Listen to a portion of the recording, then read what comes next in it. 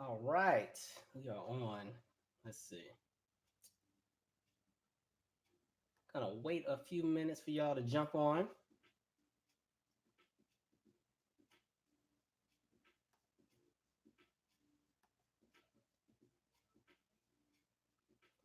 All right, I think I got this chat set up.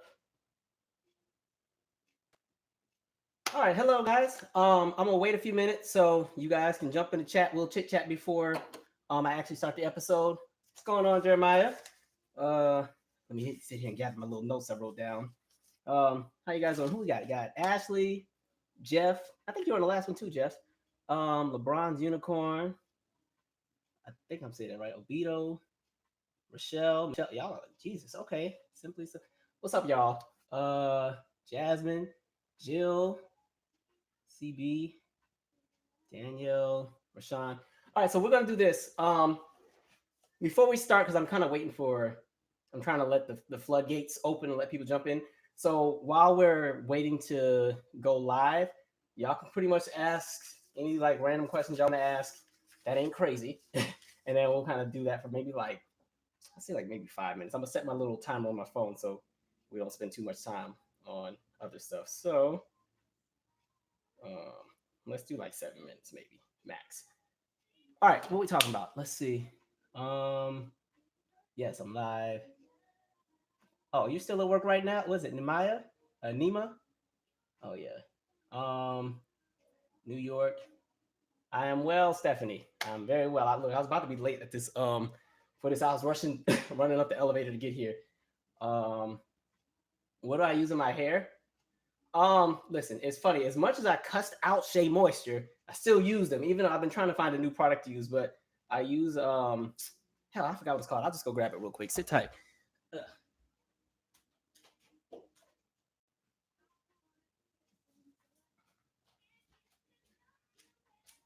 All right, pal.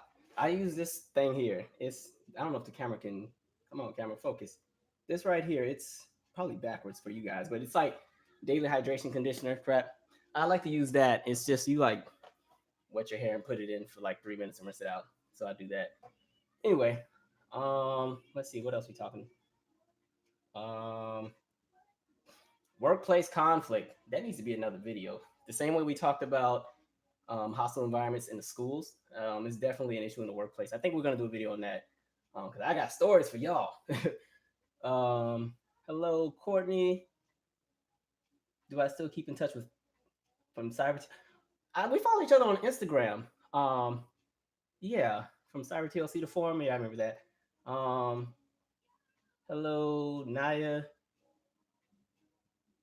We got to get another Steve Harvey video. We kind of. What would y'all want me to say about Steve? I kind of already said my 2 cents on it. Unless you guys are talking about, I don't want to say the downfall, but like the whatever's going on. Oh, Blue Magic as far as hair grease, I couldn't do because it breaks my forehead out. So that's why I think I like that Shea Moisture product because whatever it is, even if it touches my face, it doesn't break me out because my skin is really like hypersensitive. All right, we're about to start in like 2 more minutes, y'all. All right, Jeff, you working on an album? All right, Jeff, look, when that album's ready, send me the link. I'll put it in the next shout out video. All right, California, y'all know half my family live out there. Shout out to the Bay and LA because I got family on both sides. Uh, yeah, Shea Moisture, I'm still side eyeing as far as them changing the ingredients. The only reason I use that specific product is the only one I can find that won't break my face out so far. So if y'all have some other recommendations, please, I will gladly switch. Huh? Oh, colors, black folks. Have we done it? I did a video talking about there was the documentary Light Girls. Because remember there was Dark Girls and then there was Light Girls. I did a response to Light Girls, but I think that's really been the only big colorism conversation we've had. In one of the in the news videos, I talked about Black China when she had the bleaching cream she was trying to market over in Nigeria. We kind of talked about it then, but yeah, it's kind of due. All right, we're gonna shift over some. Um, heard of the baby bonds proposal? I have not. You'd have to enlighten me on what that is. Um, Chris Brown's next. Oh, Tyler the Creator's album's really nice. Chris Brown's next project. Am I looking forward to it? I usually check out his stuff. He gives me a little something here and there, even though he makes these really long albums, which I appreciate because I make long albums. But Yeah, no complaints. All right, what's my timer looking like? We got to start the subject. 3 more minutes. All right. Um, let's see. Do you ever come to You know what? I've never been to Chicago aside from the airport. Um, and yeah, I've never been to Chicago, but it's been in the plans to go. I haven't really been in the Midwest like that. Anytime I've been to the Midwest, it was only as a layover. So like Detroit, like places in Ohio, like Cincinnati, Columbus, all that. It's always been a layover. I've never really been to the Midwest. As much as I done traveled the world, the Midwest, I just haven't really been there. Um, ultra black hair. Look, I'm gonna write that down. Now look, if I use it, don't if I use this ultra black hair and I come back and all my hair fell out, we be beefing. I'm gonna write it down. Ultra. I hope they're black on. Ultra black hair. Cause I'm trying to, I'm trying to support my people. Um. Oh wait, somebody wrote a good one. Queen, you wrote. Camille wrote. Look, y'all just screenshot it real quick. How? All right, we got about 1 minute, and then we're gonna jump into the subject. I lightly talked about the stuff going on in the Dominican Republic in the last video, but the only thing is like, whenever it comes to how they report certain areas, whether it's different countries or places where the population tends to look a little browner than other populations, I always kind of take the reports in with a grain of sand because, our media has been known to kind of shift the narrative with a lot of groups of people. And then they'll tell us one thing and something totally different is going on. So, I kind of check that. Oh, you said you used Blue Magic for the first time? Oh, okay. For those who keep asking about Howard, I have a whole podcast with 7 episodes about my Howard experience from freshman year all the way through to graduation. I was gonna put it on the YouTube channel like episode by episode, but since they're so long and there's 7 of them, I was like, I think that's gonna either like get on people's nerves or I don't know. I'm also trying to get more traffic to actually go to the platforms where the podcast is, but I will upload the freshman year, and I'll just kind of see what it does, and then we'll see if we add the other 6. But yeah, because Howard has my heart. Oh, I'm glad you said that, Jarrell, with vocals and autotune, because we're definitely talking about that today. Sudan, hey, I have a friend that they're from Sudan, but when it got split, I went from Sudan to South Sudan. Like it's like the family is divided culturally because like one part of the family is one ethnic group, the other part is another ethnic. A lot of the global issues you have with a lot of these countries, whether it's in the Caribbean, Central and South America, or Africa, a lot of it carries so much influence from what's going on with what the United States and Europe are doing in those regions. So we definitely indirectly play a huge role in that. It's jacked up, to be honest. All right, let's go ahead and start, guys. Yeah, that respiratory issue. Yeah, respiratory issue as far as a result of whatever triggered, what I'm talking about as far as, yeah, Steve Harvey. Yeah, look, he can get some sleep now, I guess. All right, let's go ahead and start. So, welcome to. Oh damn! Look at me starting before the alarm clock. All right. So anyway, R&B is Dead Part 21. And it's funny because y'all really like this is always the most requested videos. R&B is Dead, but it's always the hardest one to do because you kind of have to let time pass so you can kind of see what the trends are in music and what's kind of going on. And then it's just sometimes I'm like, I don't even have nothing to say on it. I'm just over it sometimes just because I get annoyed with just some of the trends I'm seeing in the industry. Let's see. Okay, so let's go ahead and start. So the first thing I want to talk about, I don't know if you guys have seen this, but if you go on the website to Rolling Stone, I'm trying to put my little notes in order here that I was going to use for you guys. Yep. Yeah. Okay, so if you go back to the Rolling Stone website, they have an article that they recently posted. And mind you, I don't like Rolling Stone. I think they always get it wrong when it comes to, a lot of the perspectives they have on Black music, especially like R&B and soul, even hip hop. They get it wrong a lot of times with the reviews, and they seem to be unusually harsh to Black artists, especially Black women artists. Like they rip those albums apart. I mean, Beyonce, they kind of don't really mess with, but a lot of other, and I think that they're starting to like somebody like Janelle Monáe as well. But a lot of like Black women, when you look at what Rolling Stone gave their albums as far as reviews, a lot of them got moderately okay reviews. And I'm like, y'all be sleeping on our music. But then they'll go and gas up something that's so mediocre and it'd be the best thing since sliced bread. So I always side-eye that. What I'll do is, as I'm doing this video, I'll take breaks every few minutes and just kind of see what you guys are talking about in the chat. But you guys feel free to chit chat and have whole conversations, keep the conversation going. So, but anyway, so with Rolling Stone, they had an article where they talked about one of the issues in R&B right now is sampling, and not just any sampling, but doing pretty much what you call like lazy samples, where you're just pretty much taking a song that was already created, just taking the music and singing something else over it. I did want to read a quick little piece from it. Let's see if I can find the one I was looking for. Let's see. I just want to go to the part where they critique. Where's it at?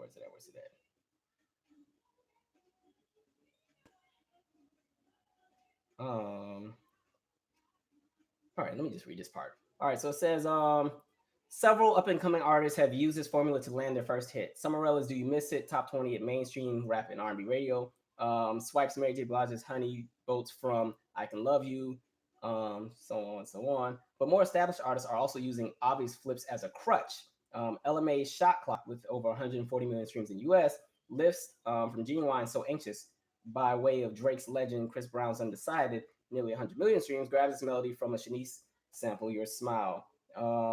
It goes on, but pretty much the article is just talking about how a lot of the acts who are out right now in R&B, they're sampling, but the samples sometimes tend to be lazy. Now, they kind of were giving kudos to LMA's sample and the Chris Brown sample, but there's other songs that we've heard where they pretty much just take a track and just sing over it. It's almost like a mixtape kind of track, and then they release it to radio. And I would say the issue I have with that is, sampling can be a great art if you do it correctly. I think with sampling, the good aspect of sampling, and they talk about that in Rolling Stone article, is the nostalgia it brings for some people. Sampling is a great way to merge generations into pretty much the same platform as far as what's currently playing on the radio. Like with a nice sample, you can pull in and attract older audiences or audiences that have a different appreciation for something that may not necessarily always be, in their ear at the moment. But right now you're seeing artists where the sampling is lazy. And I think some of that just comes from a lot of the producers that are out are lazy. Not to be rude. I don't like the word lazy because they use it on black folks too much. I don't even like the word no more. But as far as sampling, a lot of the producers, they're not jumping outside of the box when it comes to production value.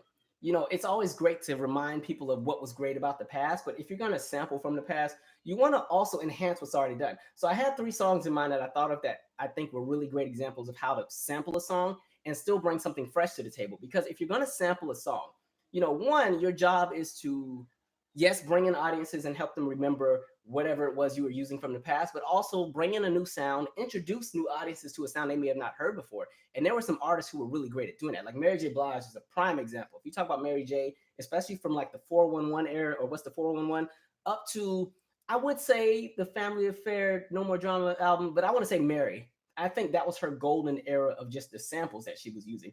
And a lot of the samples that she used, sometimes they didn't even do too much as far as changing the production with the music and the melody, but the hook would be so strong, the verses would be so strong, and the melody of the vocal arrangements would be so different from the initial song. You'd be like, okay, this is dope. Because if you think of something like Mary J. Blige's, what's the song? I don't know what I would be without. Is it called "Without You"? Be without you. That song. It samples Barry White's "It's Ecstasy When You're Loving Me." Now Barry White's version is a little bit faster. Like his is that boom.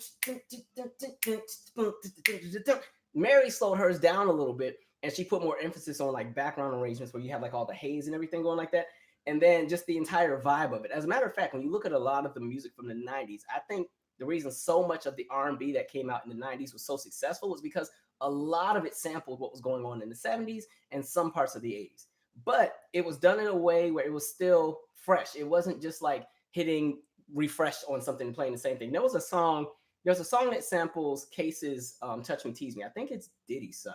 And no disrespect, but like that's an example of a song where I just feel like the sample was just, there wasn't any effort to try to make anything different. And really, if you're going to sample, you got to make sure whatever song you write or rap over, it has to almost be able to stand on its own without the sample. If you lose that, you lose the song. So I wasn't a big fan of the song that sampled the Case track. But anyway, the 3 songs I want to use as an example, Alicia Keys, "You Don't Know My Name," has a sample in it. And it's a sample of the song "Let Me Prove My Love to You" by, what is that group called? I know I wrote it down. Oh yeah, main ingredient. And so the portion of the song that she samples is the bridge of the song. When you hear that, I'm way off key. Sorry. Hold on, that's because I got music going back here. Let me turn this crap off. Um, damn. All right. Anyway, so I'm over here trying to promote my album, and I'm over here singing off key on live. But anyway, the bridge where she's doing that part, she's talking about the "Can I talk to Michael" part. That's the part that they sampled to make the song. But with that, they were so creative with what they did with the music as far as Kanye before he lost his mind.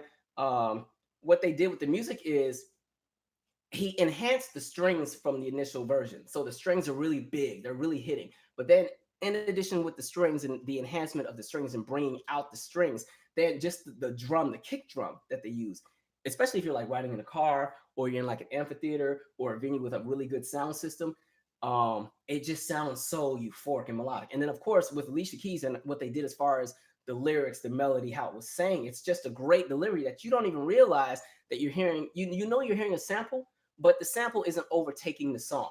And so that I always say that's one of Alicia Keys. That's one of her best singles. Actually, that's probably, I don't know if that's my favorite Alicia album. I'm always back and forth between that album and As I Am, but for various reasons. But that was definitely a perfect example of just how if you're going to sample something, you can still reflect it and celebrate the past, but do it in a way that brings out a new sound for the forefront for the future.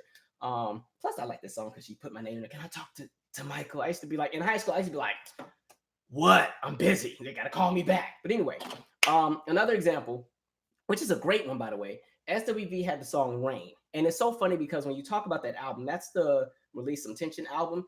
If you saw their Unsung, they were talking about how that was their least favorite album. And it was their least favorite album because it was a little overly infused with hip hop music. And so, really, the two gems that came out of that album were the song When You Cry and the song Rain. But the song Rain, what's unique about it is not only did they sample a song, they only sampled one instrument from a song. So they sampled a song called Portrait of Tracy, and it's from an artist named Jaco Pastorius. And so he was a bass player. And so when you hear that, dum, dum, dum, dum, dum, dum, dum, dum, dum, like it's literally, if you listen to the original song, you can find it on YouTube. It's like this bass line is just doom, doom, doom, doom, doom, doom, doom, doom, doom. Like, and the producer literally took that little riff and built an entire song around that riff.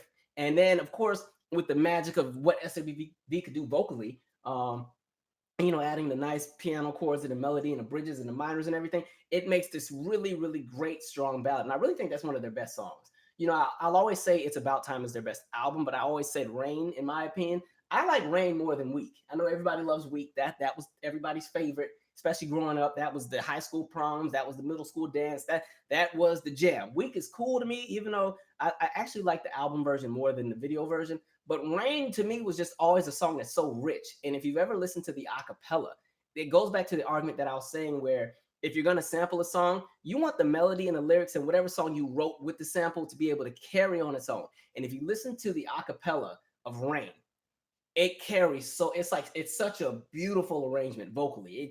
It's like bliss. Like, I think it's on YouTube as well. Like, go on YouTube, listen to the acapella of SWV Rain, and like the vocals are so rich. And again, when you add the music back in, you're like, this is nice. Okay. And I think what was great about that song as well is they were kind of doing something a little different for the time that they came out. This is right around the time Bad Boy had started jumping off. Missy and Timbaland were doing their thing. So everybody was one step from getting to that intergalactic phase where everything sounded so electronic and all of that.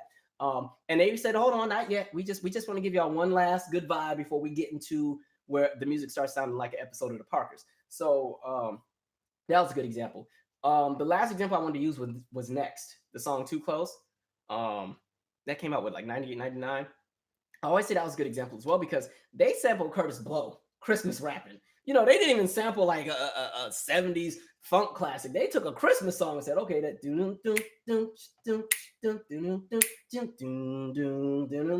and made a great song with it. And so, of course, when you add in the fact that they could actually sing, and the melody is really great, of course. Lyrics, it's relatable. It's just the hook was catchy. Actually, like when I moved back from Italy, that was one of the first songs I heard when I got back to America. It was like Next, Too Close. And even then, it was already kind of old by then. But I was like, this is different. Because if you don't know, I used to live in Italy from like 96 to 99.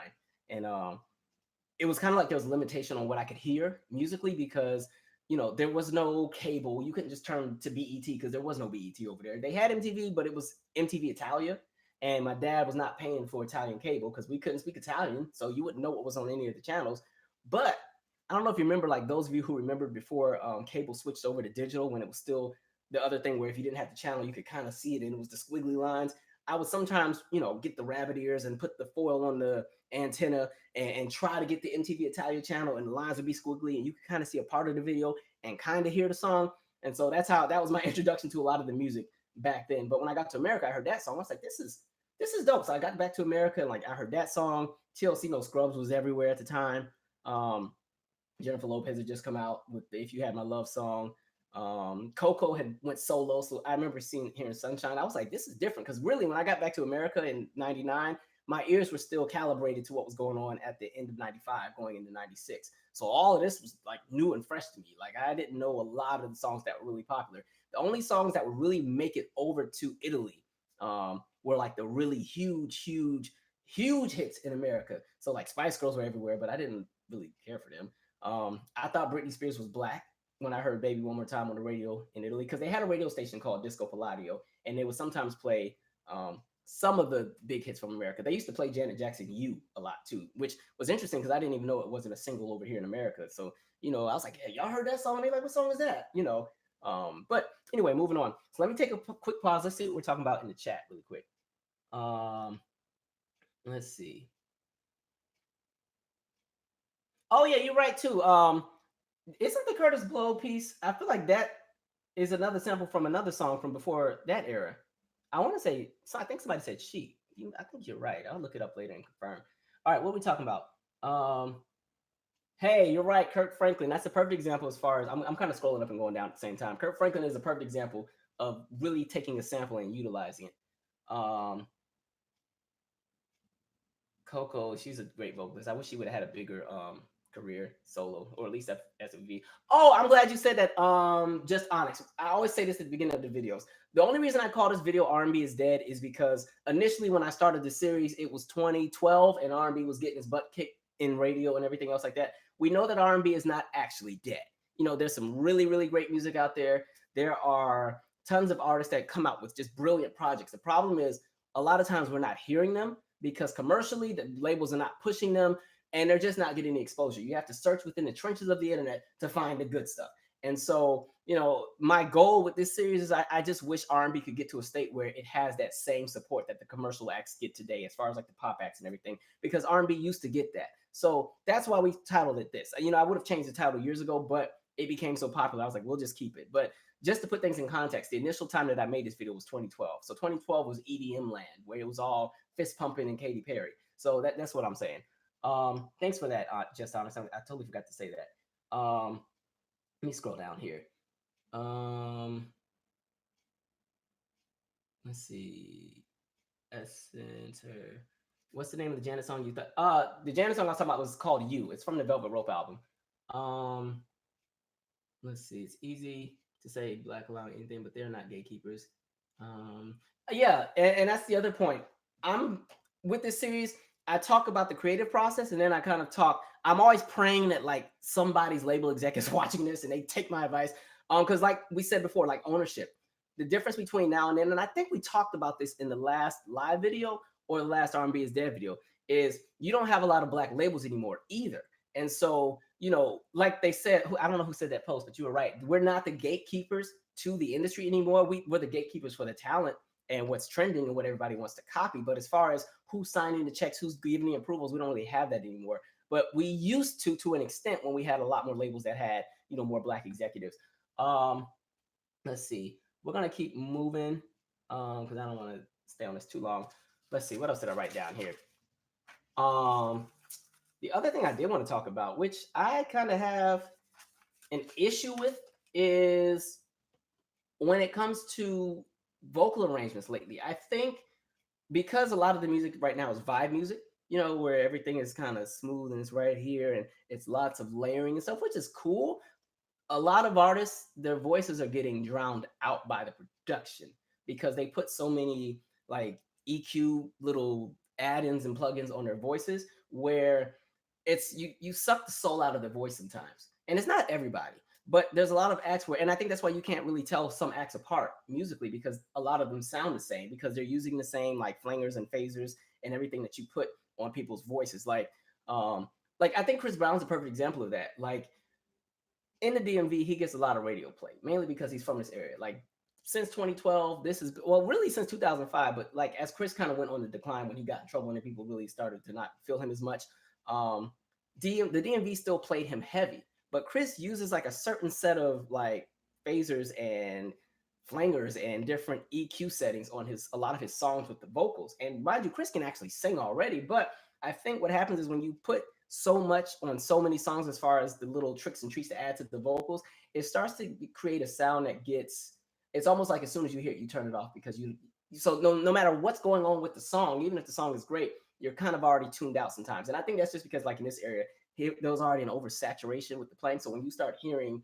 sometimes that effect on his voice, sometimes I hear it like, but I know Chris can actually sing at the same time. But I did want to talk about that. Like I miss the days of like just actual raw vocals. You know, it's great that they have studio help now to really help artists. Because the studio help thing is really advanced. Even with live performances, somebody on Twitter had me laughing because they posted there was a clip. You remember the show like Making a Band, and when they were trying to make the girl group Danity Kane, there was a clip where it showed I don't even remember the girls' names, but it was like they didn't have the real group yet. They were still making the group, so they had like 10 girls and they put them into two groups and they performed at some show. Anyway, the girls performed this song and it's cool, but it low key sounds terrible. And I was trying to tell somebody like this is also the time period where they didn't have all the extra enhancements that you could put in the microphone. So really back then, you really did get a raw vocal. Like you were really gonna get what they sound like. Today, there's so much you can do to microphones, even on stage, where you can really help somebody's voice. Like for me, if I ever was somebody to perform more often, I would definitely add the bass effect to the mic because I have a thinner voice, so my voice doesn't always carry everywhere. So you like look, I got a favorite karaoke bar back at home when I go to Washington State, and like they got like this special trick where they can put some bass in the mic. I'd be in there killing it. But listen, if they don't got the bass that day, I'm like, wait, I don't sound right. We gotta fix this, change this song right. I sound off on this. But anyway, so the vocals, like today I was riding back from work, and you know how the radio does like the old school lunch break. They played Faith Evans as soon as I get home. I was like, dang, I forgot people used to like sing. And because that's the other thing now, because a lot of the production and the producers, they like to kind of use an element where you almost merge the vocals into the music where they kind of ride together and they flow. That's why I always call it vibe music, which is great. But sometimes, what's happened is now that's the oversaturation of what we have. And so you don't really get a lot of big crooners anymore. So I think that's why they couldn't ever figure out what to do with Jennifer Hudson as an entertainer. Like if she would have come out in the 80s or the 70s, I think they could have done more with her voice. Today, producers don't know what to do with her. Fantasia, I think, I think her team has always had it right. Some of the later music kind of a little iffy, but I think they always did a great job of utilizing her voice, especially like her first album when she came out and she dropped. You open the album and the first song is "Ain't Gonna Beg You," and then it's followed by "Free Yourself and Truth Is." Like some really great vocals where the production is still current, it still sounds fresh, it still sounds new, but she's singing and hollering and well, and it's a great mix, it's a great vibe. And so I do miss the era of vocalists, and there's some out there that really sing very well, but a lot of the producers are like, your voice is too heavy for this song. Like this is a light track. So, you're going to have to either sing light or we're going to give it to somebody else. And which kind of sucks. But, and so that's one of the issues I had. And then another thing I was thinking about is like, while we're still on this vibe phase, which is cool, I just wish we could kind of spruce it up and change it up a bit. We can do the vibe music, but if you go back to, actually, I had a perfect example. If we go back to the very, very, very first episode of this R&B is Dead series, it was like a 5-minute video. I see if I have it. It was pretty much me just lip syncing to like all my favorite songs. And so I took a time period from mid 1994 to 1996. So it was an 18-month period. And I just kind of lip synced to like a few songs. These were the songs that were on the list. And so pay attention to the songs I'm about to read. It was Blackstreet, No Diggity, Brandy, Sitting Up in My Room, Mary J. Blige, Not Gonna Cry, Case, Touch Me, Tease Me, Monica, Before You Walk Out My Life, R. Kelly, I Can't Sleep. I know we mad at him right now, but this during the time. Total, Kissing You, Aaliyah, Back and Forth, Babyface, For the Lover in You, Boys to Men, A Song for Mama, In Vogue, Don't Let Go, Faith Evans, Soon as I Get Home, Janet Jackson, Runaway, Jodeci, Get On Up, Keith Sweat, Twisted, Mariah Carey, Always Be My Baby, Michael Jackson, Scream, Soul for Real, Candy Rain, SWV, You're the One, Tevin Campbell, Can We Talk, TLC Creep, Tony Braxton, You're Making Me High, Whitney Houston, Shoot or As Hell, Escape, Can't Hang. And so the argument that I'm making with that is that was one 18-month period. And literally that's how many songs is that? That's like that's at least 20 plus songs. And literally every one of those songs are a classic. And literally every one of those songs were a hit. And the thing about those songs is they were all so different. They didn't all sound the same. So something like Blackstreet No Diggity sounded nothing like In Vogue Don't Let Go, which sounded nothing like Jodeci Get On Up, which sounded nothing like Mariah Carey Always Be My Baby or Scream, or like all of these songs sounded so different. And you got a different vibe. So like Escape Can't Hang had like a hip hop R&B kind of, you could ride in the car. If you like on the West Coast, y'all like to call them scrapers. You could ride in the scraper. Um, and vibe to it. Or if you wanted something a little bit more lighthearted, like a Janet Runaway, or even Brandy Sitting Up in My Room, where the emphasis was really on that bass line. And like, I know I'm always using the 90s and the early 2000s as an example, but I always use those eras because that was the peak of R&B commercially, as far as the success rate that they're having. But all of those songs sounded so different. Today, if I take an 18-month period from today's June, so if I go from January 2018 to June 2019, and I picked 20 songs or 20 of the biggest R&B hits that were out, a lot of them are right here in that same, they're in vibe land. They're vibing. And so it's like it's too much of the same thing. And so it's like you gotta switch it up. Like I like when people had up tempos.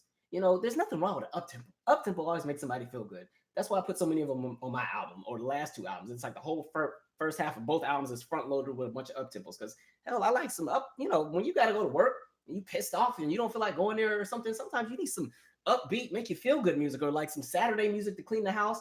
Like when you start, I don't know if y'all do this, but I know when I like clean up on the weekends and you got the music on, I normally start out with all the big party music, and then by that second hour when I'm tired, the playlist is slowed down to the R&B crooners and all of that. But anyway, the up tempos. I would like to see more artists that use more live instruments again and live music, because live music, as far as live instruments, always sounds how do I word it? It ages better. So a lot of the songs that when you use live instruments, because they're not limited by whatever sound or whatever trend was out at the time, those songs that have live instruments will always sound good no matter what. So I remember the first time I heard Earth, Wind, and Fire, September. I thought it was a new song. I didn't know it was a song that came out 20 years before I was born, or more like 15. But, at the time, it just sounded good. Another example, like I think I talked about Brand New Heavies Never Stop before. That's one of my favorite songs. And that song today still sounds so fresh. And it's because it's live instruments. It's not overly programmed. It's actual, the bass guitar is a real bass guitar. It's an actual band playing. So I think some artists, I would like to see more artists get into that. You see it happening with the neo soul artists. Like Rashawn Patterson just came out with a project, and you hear it on his. Ari Lennox has a few songs that kind of have that vibe on her latest album. Even oddly enough, Tyler the Creator kind of has that on one of the tracks as well. I miss the sound of live instruments. I miss bands, like the Tonys and everything like that. Bands were always a great realm. And I also miss people experimenting. I think a lot of artists are afraid to step outside of the box and just do something that hasn't been done before. It does get harder to do that over time, because creatively, sometimes it does sound like everything's already been done. But I think what made R&B so special in its heyday, and for me, I'll say R&B's heyday is it just kept going until about 2005. Honestly, like as long as we've been making music, it was our heyday until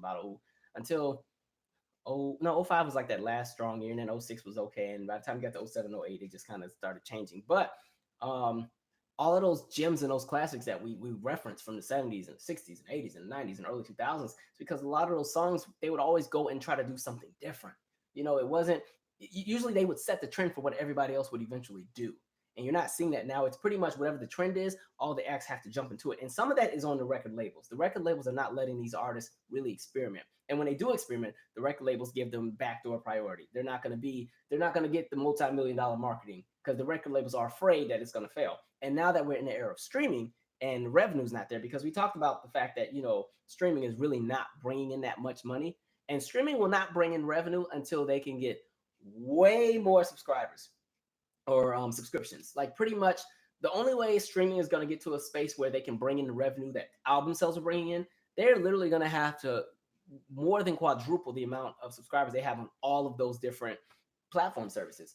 And it's mainly because again, with a song, if you here, I'll be transparent. So my first album, total, had between Tidal and Apple Music and Spotify, and not including the actual album sales. I think the first album I did, it only did like 50 or 60,000 streams, which sounds like a lot, but it's really not. And with that, in total, I made how much that I might have made like what did I make? I didn't make a lot. I made like maybe $1,800 for 60,000 streams. So my point is like, and really where I ended up making my investment back was my YouTube channel started jumping. And so really it was the YouTube videos that pretty much, because I bought all the studio equipment. I'm like, okay, I done spent all this money and I ain't making it back. But yeah, my point being is that with streaming, it's not bringing in the revenue. I was listening to LA Reid's book the other day, and he was talking about how, because he's not really a fan of streaming either, but he recognizes that unfortunately we're never going back to the days when we buy CDs. It's just not happening again. Even with digital downloads, with people purchasing, we're not going back to that either. As the older generation and those of my generation who still purchase music, as we get older and phase out, their focus is the up and coming, the instant world of streaming, the instant world of we need music right here, right now. You got to come out with a new song every week because our attention span is too short, because now we're in the era of the access of information age. So, he was saying, but if more people would subscribe to the streaming sites, because he was saying, look at the idea of, you pay $15 a month or whatever, and you have access to all the music you want anytime. It sounds cool, but me, I'm still somebody who likes to purchase. So I still purchase music, but I do stream on the other ones. But again, the money is not coming in. And so the labels are afraid to let artists experiment unless they're already established. That's one of the differences as well now. Today, you don't get to experiment musically unless you're already established. Back then, you could come out and be the weird artist that you had an audience. The labels were like, oh, this is different, let's try it. Labels aren't in a let's try it mode because the labels are continuing to get smaller. They're continuing to merge. They're continuing to lay off everybody. They're continuing to fold, just because there's almost not a need for labels anymore, because everybody can be self-made as far as music. Like, you can literally go and produce your own album and upload it and put it out yourself. And really what people need these days are just distribution. If I ever were to go, like, I have no desire to get a record deal. Like, I don't want to be a singer or nothing. I just do music because I like it. I would like to make music for other people maybe, but I don't want to be like a singer or nothing. Because like I've said before in the earlier episodes, I just don't think that's not my lane. I love music, but it's not my lane. But anyway, what I was saying is a lot of people, but if I were to get like a deal, I would just want a distribution deal. Like, I don't need a major label to try to go and get me all these multi-million-dollar producers, and then I got to owe the label back. Now when I can just produce the stuff myself, I think not. I can go ahead and do all the vocal arrangements and everything on my own. And that's a lot of artists. That's why you're seeing so many indie artists arise. And that's why I say R&B is not dead, because a lot of those indie do-it-yourself artists, those are the ones that are really coming out with some really great stuff. Let's take a break. What are we talking about in the comments? All right. Industry thinks pop is the only genre you can. That's true. Like, who said that? That's Amani Lloyd. Yeah, industry thinks pop is the only genre to make you dance. And that's one of the other things too. Like, we don't know. Like, it used to be a time. Remember, R&B used to kind of be the sound you would party and dance to, kind of, especially during the New Jack Swing era. It was the R&B acts that were really getting the club shaking. The rappers were still so hardcore and so street once you got to the '90s, because they stopped partying in the '80s as much, because they kind of, the labels killed off the image of the fun rappers. So the acts like a Run DMC and all of them, by the time you got to the '90s, they appeared to be a little corny, even though they weren't. It was just the imaging that was put out there. Once you had the emergence of what was going on the West Coast, and you had the emergence of pretty much the image shift, it kind of, the rappers got super hardcore. You still had rappers that were still making like club party music, but really R&B acts were having all the fun. That Minneapolis sound, that Alexander O'Neal fake kind of vibe in the '80s. Those were the party tracks, the New Jack Swing tracks that you could party to all day. And even Bad Boy. I think Bad Boy was a great label that kind of merged the world of partying and hip hop and kind of put the fun back in it. Yeah. All right. Somebody said K-pop is trash. My only beef with K-pop, because I used to be a K-pop fan in like 2002, 2003, 2004, the days when they had like acts like Lexi and Boa and Lee Hyroy and all of them. Somebody had a great conversation one time where they were talking about there are people who are skilled and there are people who have just natural talent / trained. I said that wrong. There are people who already have a natural raw talent, and then there are people who are skilled or trained.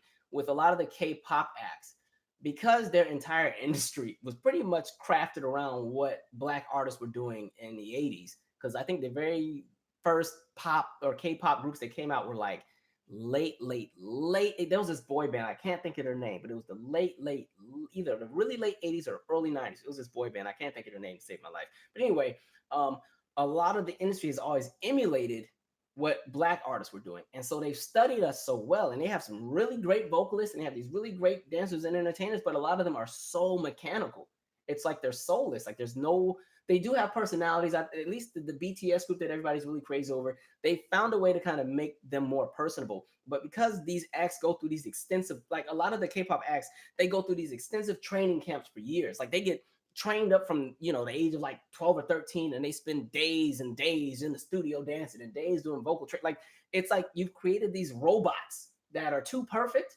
And so the edge is not there. And then what helps them though is that they have so much budgeting behind them. Like those the K-pop labels are really pushing them, and they give them these multi-million-dollar videos, really huge performances, and it's lasers and all this other stuff. And so it's cool to watch, but there are elements that are missing. There's something that hasn't connected with me, at least with the later artists. But there are some really talented K-pop artists. I'm just not crazy over it. Let's see. Mario, you should let me love you.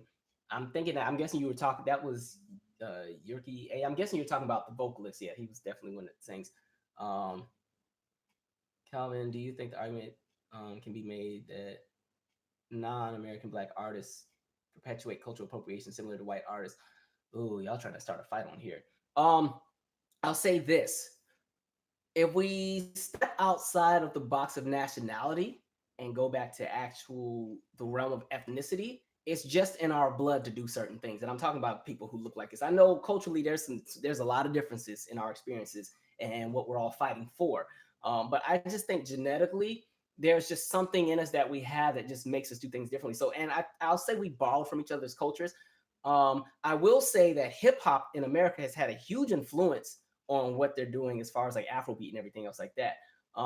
But I'm not gonna say appropriating. I'm not even gonna go there today. I don't feel like fighting. I say we both influence each other, but because the United States has a larger music industry, people are emulating what we do more often than we're emulating what they do. And I'll leave it right there. We'll have a different conversation because I don't want to speak too much and not be well informed on my opinion. Um, let's see. Let me scroll down some because I want to move on. Yeah, NSYNC was very manufactured. Let's see. Usher needs to come out. I don't know what they're doing with Usher. I thought "Good Kisser" was a great song. I thought that was the direction he was going to go in. And the last album wasn't too bad. I liked the song "Bump." He had a song on "Bump" was my favorite song on there, and there was another song "FWM," like "F with Me." That was a nice song. I don't know. I don't know what they can do with Usher. Somebody asked me New Kids on the Block. No, I wasn't talking about New Kids on the Block. New Kids on the Block they were an American group, but there was actually a K-pop group that came out in those early 90s, and they modeled themselves after what the American acts were doing. I can't think of their name though. When I figure it out, I'll bring it up in the next one of these. Let's see. Yeah, we've already discussed DJ Khaled. Well, my goodness, his fans weren't having it with me yesterday. No, it wasn't Color Me Bad. I remember them too as well. I used to get in trouble for singing "I Want to Sex You Up." Everybody keeps mentioning his health issues. Whose health issues? Who are y'all talking about? Health issues? Who's sick? I hope ain't nobody better not be dying. I ain't got time. Oh, Usher. Oh, y'all talking about the other. Oh yeah, okay, Usher. Anyway, let's keep going. The other thing that I think is needed, and I've said this before, is there has to be more like, let me rephrase this.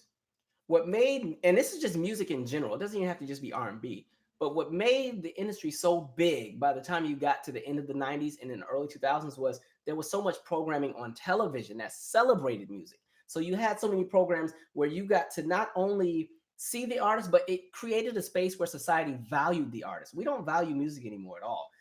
That's why you can't get people to buy music, because they'd rather just stream it because it's free. But back in the day, people would go and stand in line all day just waiting for the store to open because somebody's CD was coming out that Tuesday. That doesn't happen anymore. You can't even get people to pay $9 for an album. You can't get people to pay $1.69 for a single, or $1.99 for a single, or 69 cents for a single when they've marked it down a third time and nobody still bought it. That's where we're at. But people will still stand in line all night for the opening of the Sephora makeup line, or the Jordans release, or the phone posits. Like, people they value that. They consider that something that's important to them. Music has become something where it's like, oh, it's just supposed to be here anyway. So, I'm gonna get it at, some way, somehow. The only element of music we value at the moment are live performances, as far as concerts for whoever our favorite artists are. And so what made music so big then was people valued the music, and it was because there was so much programming that gave you insight into the experience of those artists and what they were doing. So you had shows like Behind the Music and Biorhythm. Unplugged was a great example of just kind of showing artistry. Like Uptown Records, that was the smartest thing they could have done, because they were low key slowly going on the decline anyway, because Andre Harrell was almost, it was about to fold anyway. But like that Unplugged album where you had Mary J. Blige, who was still relatively new, What's the 401 was pretty big, but she was still, My Life hadn't come out yet. Jodeci was on there, Christopher Williams was on there, Father MC was on there. He was kind of on the way out, but he was still there. There's some people I'm missing, but that was a great example. Or even the Unplugged with Mariah Carey. One of the things that's interesting with Mariah is, as great as she was as a vocalist when she first came out, a lot of people didn't think she could actually really sing live. They consider her more of a studio artist, because she didn't tour for the first album. She didn't tour for the Mariah Carey album. She didn't tour for the Emotions album. She didn't tour, of course, the Unplugged, I think, was next. Either Unplugged or is it Music Box? Music Box. She didn't go on tour until like 93. And so Unplugged was a great way for her to kind of shut up some naysayers and say, listen, I can actually sing live. Because people are like, how are you coming out with all these perfect notes and you don't ever perform nowhere? Like, she would do, Soul Train and SNL, but they wanted to see her on a full tour. Like, can your voice carry with those vocally demanding songs for 2 hours? We want to see what you can do. So something like Unplugged was a great way to kind of introduce her to the critics that weren't really fans at the time. You had shows like Diary on MTV, where it followed the artist and they would go on tour and they would go to the studio, and then they get in a fight with the producer, and then the producer, they weren't talking, and then they go back home and the mom was trying to tell them, you just got to get over yourself and go try again with the song. And all of that was important. Like, even I'll always remember Aaliyah's Diary. It was so interesting because I always remember watching her Diary on MTV, and then she died like 3 days later. It was the scariest thing, because it was almost like, if you've ever seen that episode, at the end when she's talking about what she wants to be remembered for, it was almost like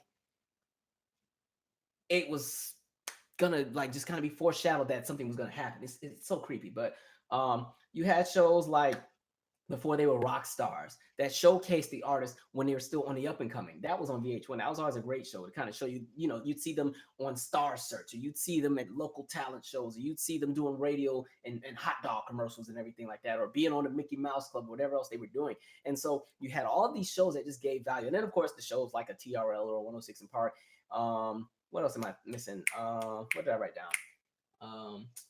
Long story short, you just had all these different shows that it was centered on music. Now the shows or the networks that are music networks, which are no longer really music networks, BET no longer really does music. The only time you see anything music related on BET is either it's a biopic, like a New Edition film or something, which is cool. But what is that, once a year? Or the BET Awards. They do the award shows. Like, all the networks do the award shows, but there's nothing else. And I think that's also played a role into why the ratings are so low on like the VMAs, the BET Awards, why the ratings go down all the time, why the ratings go down for the hip hop awards and all of these award shows. And it's because there's nothing that builds anticipation to those award shows anymore either, because at least back in the day, there were so many specials, and like BET back in the day used to have so many specials. I remember being like 4 years old or 5, and Jade, remember Jade, like the Don't Walk Away group? I remember they had a special on there. Like, they used to just have all kind of moments where it'll be a random special. Somebody just, they perform some new tracks from their album. Like, they got to bring that kind of stuff back. Access Granted, behind or making the video, where you got to see them making the music videos. When you see all of those elements, or even something like making a band, you see the beginnings, you see the process, you see them create the project. It gives people a bigger appreciation for music. I think that's what helped Monica's Still Standing album do very well, because if you remember, she came out with was it The Makings of Me? I think that's what it's called, The Makings of Me album. It didn't really do that much in 06, 07. Didn't really do that well. And so she had the reality show on BET, and you saw her making the project. She acknowledged the fact that, okay, my fans aren't really rocking with me at the moment. We got to really get this right, because this could be make or break for me. And then the interesting part too was, at the time that she was making the Still Standing album, that's when the labels had shifted and they started doing the 10-song cap for albums, because albums were longer, before 2010. You have more albums where they had 16, 17, sometimes 18 tracks, sometimes more. And because the industry was shifting, people weren't buying albums as much and they weren't selling as much. The labels were like, okay, we're not going to be having y'all coming out with these 20-track albums because they're too expensive. So cut it down to 10 and maybe one bonus track. And so she was talking about that and how she was a little annoyed because, I only got 10 songs. They're only going to let me do 10 or 11 songs. So I got to really make sure these are hitting. And you fast forward, the album was successful for 2010. It didn't sell what the earlier ones had done, but by then sales had already hit they went trash. But I think that album did about 700,000 by the time it kind of ran its course. It's probably closer to platinum by now. But, and for that time, that was really good, especially for an R&B album. And then she had some really big hits with like, what's the song? Love All Over Me, Everything to Me. Here I Am could have been a hit, but they kind of just stopped with the promotion. I remember they kind of came out with a remix with Trey Songz, and then they kind of just it stopped. I don't know what happened, but yeah. So all of those shows, that the element of value is not there, and I think that plays a role with the generational arguments as well. Because what's interesting, with me working with kids, the interesting aspect is that paying attention to what my kids are talking about shows me where we are with music. Because for me, I'm in my own born in the 80s headspace, and so my ears have gotten older, and I'm always going to be biased to everything from like 2005 and back.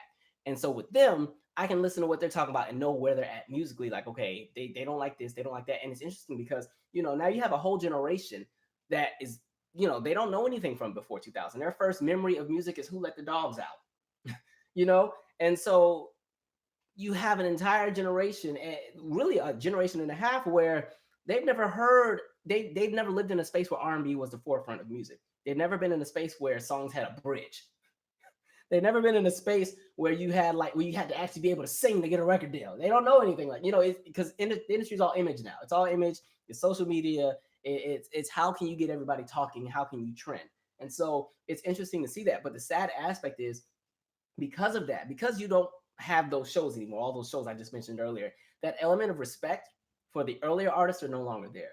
I remember being a kid, and you still, even though you were kind of into all of the acts that were current, you still had an appreciation for older acts. You had an appreciation for acts that may have come out before you were born. And that came from your parents cleaning the house and playing Patti LaBelle or Luther or Gerald Levert or whoever they were playing. Or, you go to the cookout and they had the Brothers Johnson on playing, or they, all of that was there. And then with television, something like, here's an example. Remember when Cher came back out and she had that song Believe, and it was this really, really huge international smash in like 98. If you were to take that same, like if we were to go back to 1998, but go back with the way that society is in 2019, that song wouldn't have been a hit. One, because they would have said Cher's old. She's at the time she was in her 50s. They were like, nope, not doing it, and that would have been that. Secondly, because music videos no longer really carry weight, because you can just do YouTube. If you want to see a music video, you go to YouTube to watch it. But back then, it was on your TV. So if there was a song you were unfamiliar with, you got introduced to it through the television, through what BET was playing, through what VH1 was playing, through what The Box was playing, or VH1 Soul, or MTV, or everything like that. Today, none of that's happening. You got to literally go on YouTube and look up artists and hope you figure out who it is. So there's so much music that comes out now that you don't even know about because it wasn't presented to you. This is the era where you have to search and go to find the music, because the radio is playing that same top 10 national playlist they play, but the diversity is not there. So again, you're seeing the element where the respect is not there for the accomplishments of those who came before. Like, the thing I hate about Twitter is that, you have multiple generations sharing the same communicative space. And so sometimes not to be rude for those who are younger, sometimes I wish I could just mute anybody who was born after like 2000. Like, I don't want to hear your opinion on music because y'all get on my nerves. Because it's like, God, like if I see one more post where like there's this thing where everybody wants their generation's act to be this generation's that somebody. So you see a million, this is, you always see like the Beyonce is this generation's Michael, or now you see like Beyonce's bigger than Michael, or you see something where Janet's legacy always gets erased in favor of another artist. And then like you'll see like a 60-year-old say, well, Janet only whispers. And I'm like, oh God, you're killing me. You're killing me. All right. And it's like, I'm not about to argue with a 16-year-old. And how did you end up on my timeline anyway? But, you're seeing that respect aspect be going. So, the acts that are even like Mary J. I always see like even Jodeci references. They always got to be crackheads. Whitney got to be a crackhead. It's like because they weren't around. They didn't get to witness those eras. And because now you don't have shows like a Behind the Music and stuff really on TV, they don't get introduced to those acts either. And it's funny because I believe if those kind of programs were still out, the younger generations would have a greater appreciation. The funniest thing is every time there's a biopic that comes out, all of my kids, all of a sudden, that's their favorite artist. When that TLC movie came out, all of them kids were obsessed with TLC. And then it was so funny because I remember I ended up seeing them in concert that same year. I got to that concert. There were so many teenagers in there, and I'm like, what y'all doing in here? This is for grown folks. And then, like, listen, when TLC was like in their heyday, I remember they came because I used to live in Seattle. They came to Seattle for the fan mail tour. I'll remember this day forever. It was January 10th, 2000, Key Arena, 7:30. My mom would not let me go to save my life. I was so mad at her. So the first time I got to see them in concert was 2014. So I was excited. I'm like, okay, this is the closest I'm going to get, even though one of them ain't even here no more. But I was literally in there ready to elbow these kids. Like, listen, y'all got to wait in line. It took me like 20 years to get here. Y'all got to wait. But same thing. So like the TLC movie, everybody liked them. New Edition, all of my teenage boys are obsessed. We didn't have so many little talent shows where they do If It Isn't Love or Cool It Now. Um, it's just a thing, or even Bobby Brown. And so there's clearly the knowledge is there, the information is there, the opportunity is there for people to be exposed to what comes from the past. And I say all of that to say that the music of the past is so important because it shapes what happens in the future. And right now, it's almost like we put a wall up with everything that's not in our current era. And so now you're seeing it come into the music. You're seeing the artists, the musicality is not there. The producers, the newer producers, they don't understand chord progression. They don't know what minors are. They don't know how to make a bridge. You know, even sometimes you got some people singing on record off key, and you're like, what the heck? How are you on? Okay. You know what I mean? And I think that's why I said I wasn't a big fan of auto tune, because with the auto tune, where you have auto tune as the lead, where it's over the voice, like Ty Dolla Sign's a perfect example. Even though I really like Ty Dolla Sign's music, I really actually like his stuff, but that sound, that Ty Dolla Sign, Future, that kind of sound, when you have that overtaking the natural voice, it puts a lot of the music into this space where it all kind of you can kind of just push it out. And what's going to happen is when this era ends, as far as what the popular trend is, everybody who's on that trend is going to go out with it. The same way that all the New Jack Swing artists went out when New Jack Swing died. If you were a new artist who came out in the peak of New Jack Swing as a New Jack Swing artist, when New Jack Swing died, you didn't make it out unless you were Mary J. Blige or TLC or SWV. So a group like Portrait didn't get out of they couldn't make it out of the New Jack Swing bucket. You know what I mean? They couldn't get out of that. Or Soul System, they had a song on the Bodyguard soundtrack. They weren't able to get out of that New Jack Swing bubble. So you want to make sure that you pay attention to whatever happened in the past, because that's your music history, that's your music lesson. That teaches you what worked and what didn't, because everything always works full cycle, everything comes around full circle. So you want to make sure that musically you still have an appreciation for what happened in the past. That's why a lot of the big giant hits that happened, especially in the late 80s, 90s, early 2000s, they took elements of what happened from before, and that's how they were able to get these big massive hits. Let me check and see what we're talking about. I actually kind of like doing this live thing. Actually, to be honest, I like going live more than doing the real videos, because the real videos you got to edit and fix the sound and okay. I don't have kids, y'all. I work with children. I just call them my kids because I've been with them for like 9 years, so they're my kids.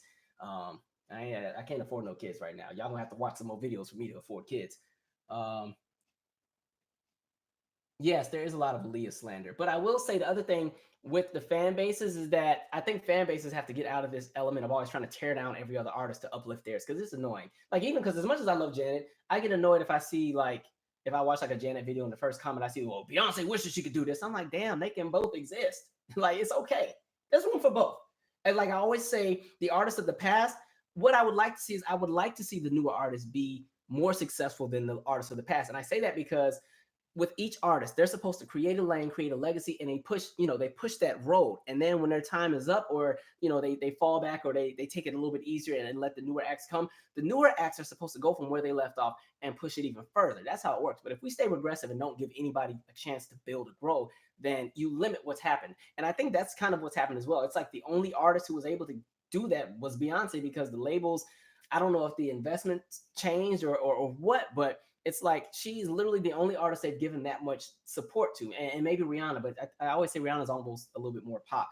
But you don't see a lot of those impact artists anymore. We did a video talking about how the era of impact has died, and so the Ushers and Chris's and Beyonce's, I think they're some of the last that we're going to see where you have people that can really just do a whole lot commercially. I think the industry is just continuing to shift with R&B acts. I don't know what happened to Jean, but that was my group. That's a good question. And they were great at sampling as well, too. So even like the song request line sampled, I think it sampled a Patrice Russian song. Fantasia has a new project coming out. I know that.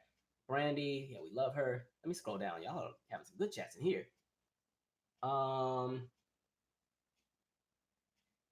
what happened to Madonna at the recent?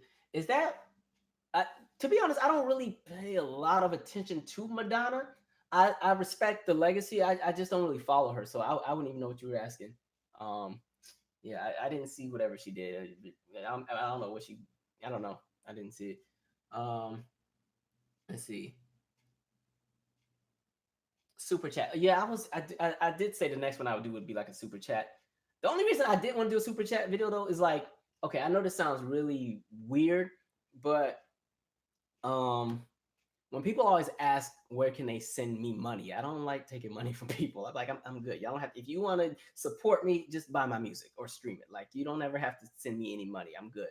Like, I that's, I'm not trying to like go after any other YouTuber or anything, but or YouTubers or anything, but that's just not my thing right now. Like, I don't want to be on here begging y'all for money every day and having 15 GoFundMe links and Cash App links on my page. Just because like I just want to share information. Like, you know what I mean? And because I still actually do have like a job and other things going on, I'm not hurting for money. But the other aspect is I just want to share information so people can take it and go be great. I don't want to charge people for it. You know what I mean? So if you want to support me from that aspect, just support the music, and I'm good. Um, or actually, if I'm starting another series where I'm gonna start highlighting some charities. If you want to support me, support the charities that I highlight. But anyway, all right. Yeah, Stan Wars are the worst. They are annoying. I know. Um, let's see. Tevin Campbell fell off. Usher took his place. He was the male Whitney Houston. I will say Tevin Campbell. You can tell, especially on his first two albums, vocally he modeled himself after what Whitney did vocally. That was always interesting. And then in the L.A. Reid book, L.A. Reid was talking about how L.A. Reid was gung ho about making Usher the next thing. Babyface, on the other hand, wanted Tevin Campbell because Babyface really liked the way Tevin Campbell sang. So it was interesting because they were talking about how, when they were still running the face, they were kind of button heads because Tevin Campbell wasn't on the face. And so L.A. Reid is like, why do you keep working with this kid? We're trying to make Usher happen. And Babyface was basically saying, well, listen, Tevin Campbell can do what I need him to do vocally. So there's that, because Usher was kind of going through puberty at the time. Um, let's see. Um, Tevin he was not turned out by no Prince. Where y'all hear that at? Leave Prince alone. Somebody said people want to give you money, just take it. Look, I ain't gonna stop you from giving me money if you give it. I just don't ask. Anyway, let's keep going. I want to wrap up a little bit soon because I do want to just have some chit chat and just have some discussion. I will say though, one of the cool things about the internet is that you're seeing, even YouTube channels, you're seeing a lot of channels and Instagram movements where people it's almost like a new way to market music. There's a YouTube channel, that guy Terrell. I really like his channel. His channel is a channel where, he has vocalists come on. So anybody who really just misses that realm of people who could do riffs and runs and had a range from here to there and could just sing everything all the time, that's a great channel to check out. He had like Avery Wilson on there. He's had a bunch of other people. I can't remember all the people, but he has so many like singers on there, like real singers that can sing, the ones you're not hearing on the radio. So that's a great channel to check out. And then like when you look, his videos are getting like sometimes 1 million views for some of the people that are on there singing. So I'm like, I hope record labels are paying attention to what the people want. The cool thing about something like streaming, when it isn't so oversaturated with streaming farms, because you do have streaming factories now where you have a whole warehouse, and the warehouse will have 1,000 phones or devices that are streaming a song over and over and over and over and over and over and over and over and over. And that's how you keep getting artists who like, oh, they got 2 billion streams in 3 weeks. Yeah, because you had like 15 machines like kind of cheating the system, because the labels know literally the more streams you get, especially if you have an unsubscribed or unsubscribed service, you have to sit through those ads and everything. So if you can get a room with 1,000 cell phones to play your song, shoot them up, kill them up, over and over and over for a week, multiply that by 1,000, by however many times that 3-minute song is going to play in one day, and think about the revenue that comes. So you have streaming farms and streaming factories. But I was going to say, when you take into account, or when you don't take into account streaming factories and take into account what people are looking at on YouTube and everything like that, the labels can see what the people are watching. They can see what the people are flocking to. They can see what the people are following on Instagram. And so I'm hoping they're paying attention to that.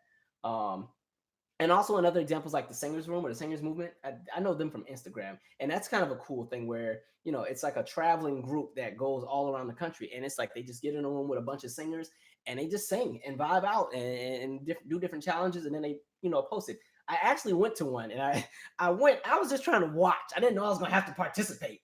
And so when they came to DC last summer, I went to one, and then somehow I ended up in this group where we had to perform. I'm like, damn, I was not trying to sing today, but it was kind of fun. It made me like step outside of my box. And then my group, we won the challenge, so I was like, okay, all right, it's somewhere on their Instagram page. And what we had to do was they made us sing, lift every voice and sing, but we had to remix it, and make it our own. So that was a lot of fun.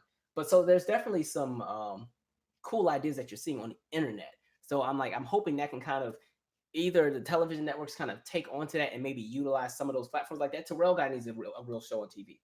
I think that could be successful because if there's enough vocalists who would appreciate that show and fans of actual singing who would appreciate that show.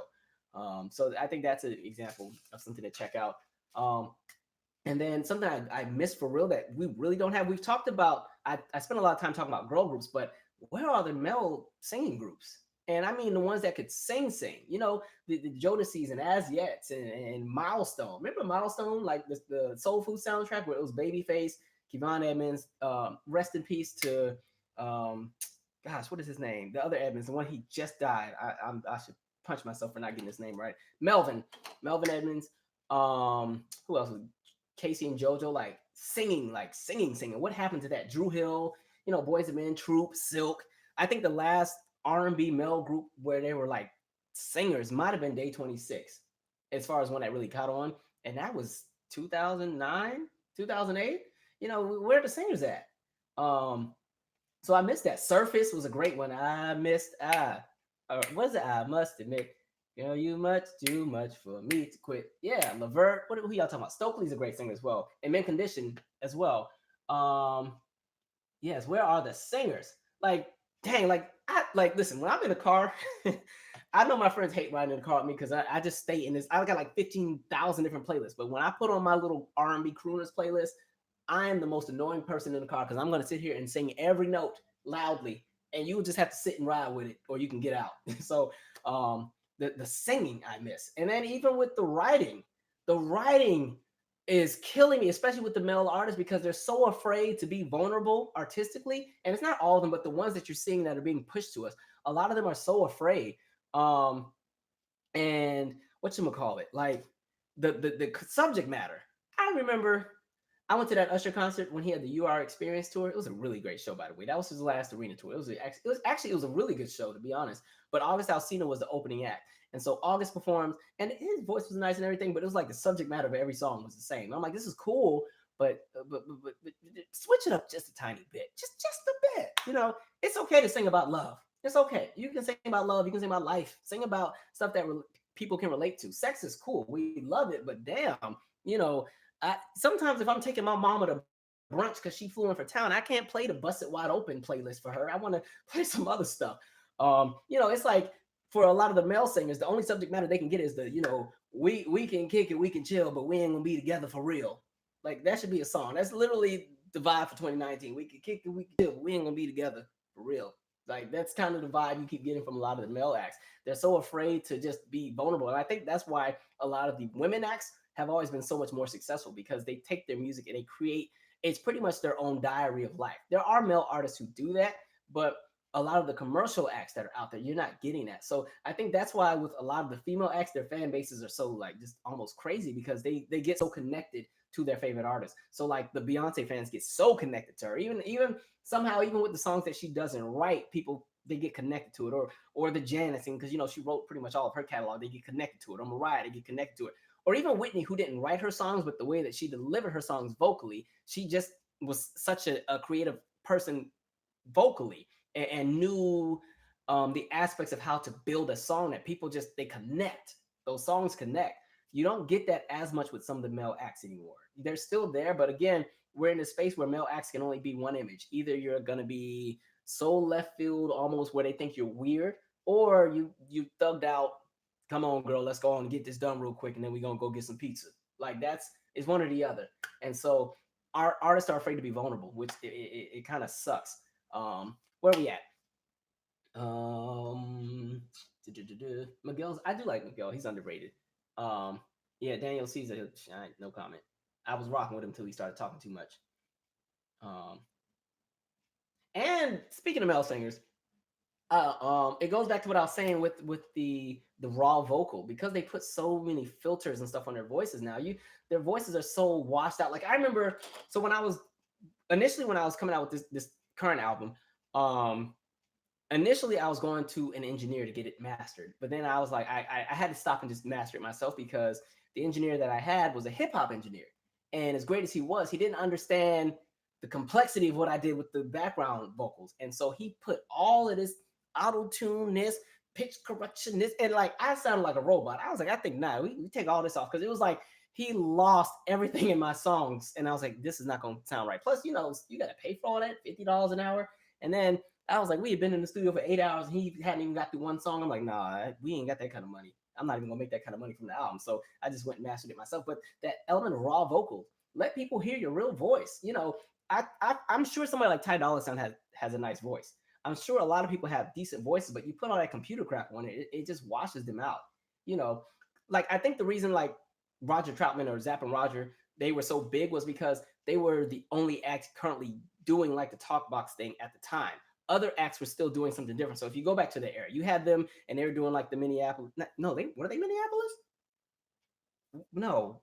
Was somebody asked me this? Was Roger Troutman and Zapp were they the Minneapolis sound or they were from somewhere else? Um, dang, I hope I'm not wrong. I know one of y'all know this answer. Where are they from? Roger Troutman. Where's he from? Somebody answer that. I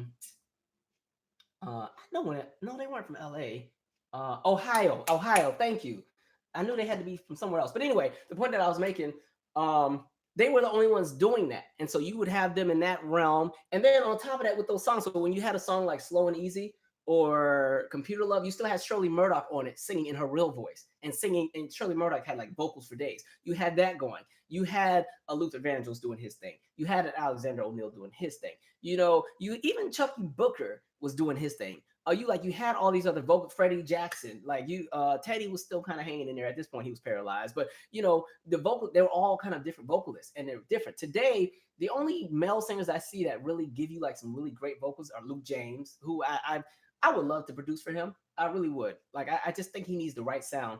Um, Luke James is an excellent vocalist.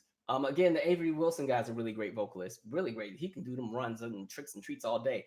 Rasan Patterson's been out for a while, but he's a great vocalist. Let me look at my phone. Who did I buy recently? There's just not a lot of male singers that are like singing anymore.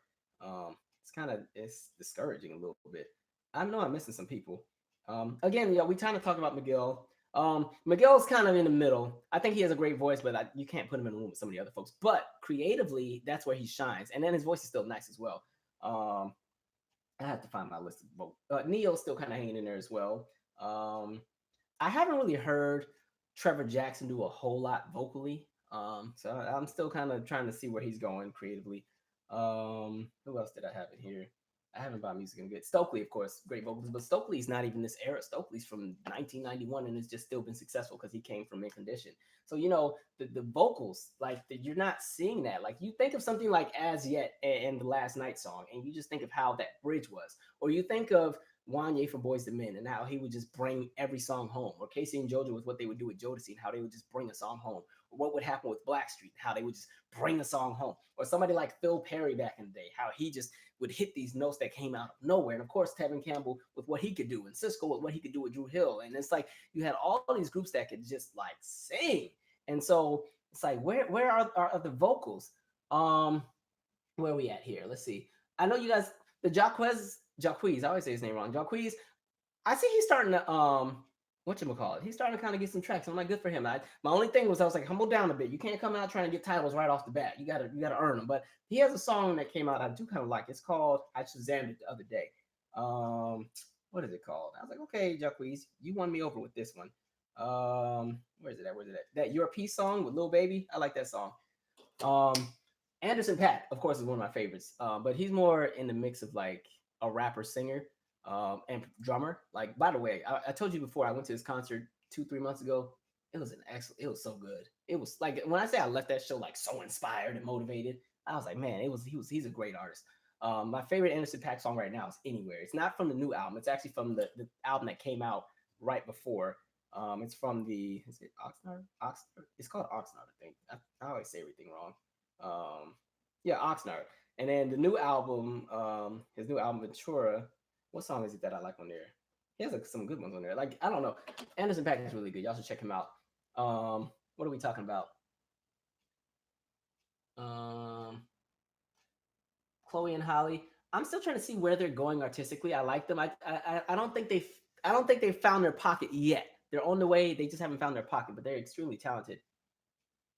Um, Somebody said no masculine sounding guys either. I will say you don't hear the Johnny Gill, Teddy P kind of vocalist anymore either.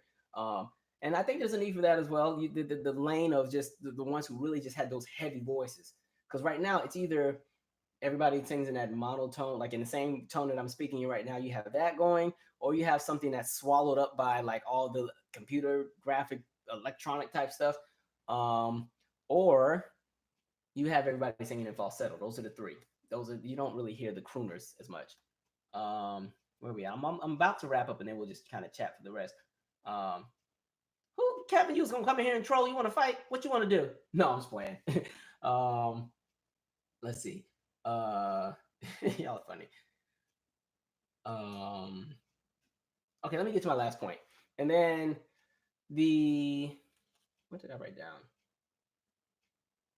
Oh, that was the last part. Was just talking about the imaging. I think plays a role into we've gotten to a space where the imaging is overriding the music because now this is the era of trending and what's trending and what can we um go viral with and all of that. And that's cool because image has always been important to music.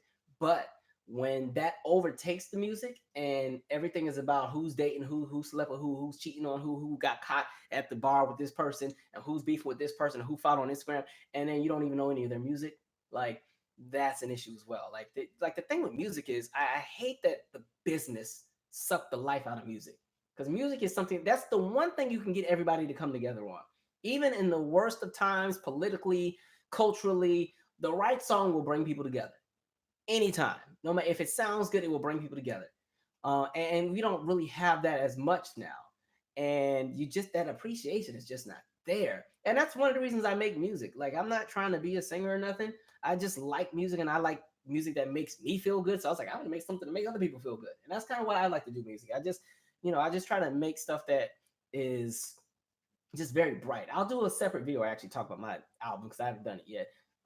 But just musically in general, I miss the days of music just being just big, and I miss the era of like really great live performances. A lot of the artists that there's no more artist development, so the artists aren't being developed. They get whatever they got, and they come out, and there's no polishing, there's no anything. And that's one of the other aspects. You don't even know the personality of a lot of the artists unless it's something problematic, which is not a good thing. So going back to all those shows I mentioned earlier, all of those shows like The Diary and everything like that, you got to see the personality of the artist, and that's what kind of separated people. So I think when I talk about all these artists that make the vibe music that all sound the same, the issue with that is you don't even know who these people are because you don't get to see too many interviews. If they do get an interview, it's the Breakfast Club, but the Breakfast Club is going to spend the whole time roasting them. So, you don't even get to really respect their artistry. They got to go in there, and it's like double dutch. They don't know if it's going to be a good interview, if Charlemagne is going to start talking trash and talk about, who they slept with and some other nonsense. And so you don't really get to see the aspect of the artist.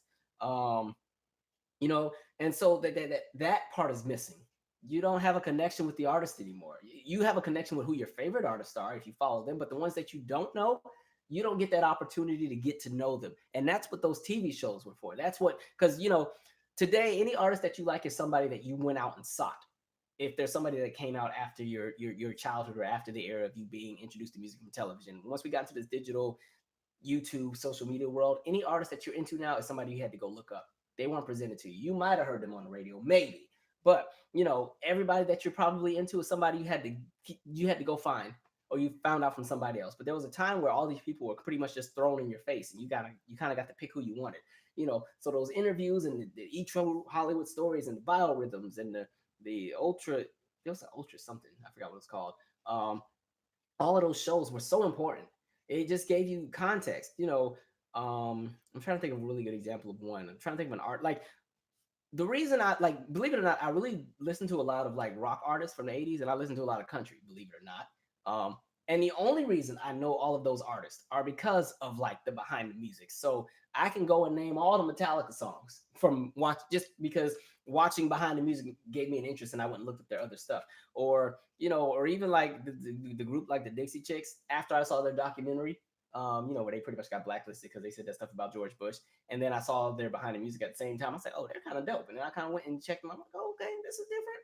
Okay, all right. And that was the other thing with music. Like, everything doesn't have to, you don't have to limit yourself eclectically by just only listening to one sound. There's so many great sounds out there everywhere. But, because these shows aren't here anymore, it's so hard to find something that fits your pocket, and I think that's why, especially people who are like my age and a little older, we really hold on to those of the past because it's like we remember how good it used to be. And so a lot of the new stuff that's out is cool, but it's like, take it or leave it. Yeah, where is the element of impact? That's just, it's not there. Anyway, let's go. I'm gonna chat with you guys for a little bit. We're gonna see what we're talking about here. If anything else pops in my head, I'll mention it. Everybody always got an excuse when it comes to pushing talent. Of course, I agree. Thank you. Who said it? Imani? They never invite singers to perform at the award shows. The only time you see real singing at an award show is the Soul Train Awards, and if the Stella Awards comes on TV. The VMAs, forget about it. Billboard Awards, forget about it. Teen Choice Awards, forget about it. The AMAs, hit or miss. The Grammys, iffy, hit or miss. BET Awards, they'll get it right for the tribute.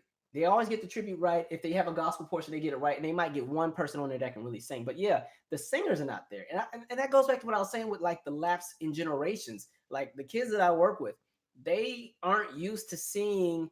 Let me backtrack. There's a clip I saw. It's Whitney Houston. She's at the Soul Train Awards. She's performing Queen of the Night and I'm Every Woman. She finishes the performance and the audience is just like, and they're just doing this because they're so used to everybody coming on the stage and singing everybody under the table. It was just the standard. Today, if you get the most basic singer and they hit one note, it's a standing ovation because you're not even used to people singing anymore, unless you watch like a country award show or something like that. And so, yeah, the singers aren't there, which is why somebody also asked, why do I keep posting that Phyllis Hyman piece in my description? Listen, I think she deserves a biopic. Phyllis Hyman was so just critically underrated. Like it's criminally, it's just a crime that she didn't get the career she should have had. So I am the person pushing for that. If she get a biopic, I think that would be dope. But yeah, who else? Let me scroll down. Why do you think that our own popular Black award shows don't invite current R&B artists with talent? It feels like those shows only cater to 15-year-olds for a long. The other thing I do, to be transparent too as well, as we get older, we do become a little bit more disconnected from these events because we end up getting jobs, we get families, we get wives, we get kids, we got to take care of sick relatives and everything. So we don't have as much time to sit in front of the TV. Like, to be honest, I got a TV and the only time I really get to watch it is in the morning when I'm getting ready for work. Other than that, by the time I get home, I'm working on a bunch of other stuff and I don't get to really look at the TV again until maybe 11 or 12 at night. And so we're not as in tune. And so the music industry has always marketed their stuff towards the kids because they know the kids aren't doing anything. All they got is homework. They can sit and watch TV all day. They can sit and watch a 3-4 hour award show. Y'all know I don't like watching award shows, but I watch them because y'all want me to review them. But it kills me to sit there for 3 hours because I'm like, I could be doing some other stuff, especially when half the award show is like some nonsense anyway. But the other beef I've always had, and I said this about the Soul Train Awards, I need a lot of the R&B acts to not act like they're too good to come to their own award shows. That's why we're losing so many of the award shows that used to really push and elevate them because the ratings are so low. They're canceling a lot of them. If you're an R&B artist and you already know that you're not getting the recognition you should get, why are you skipping the Soul Train Awards? Why are you not going to the Trumpet Awards? Why are you not at the Stella Awards? Why aren't you going to, even if TV One puts some hole in the wall award show together, you should be there.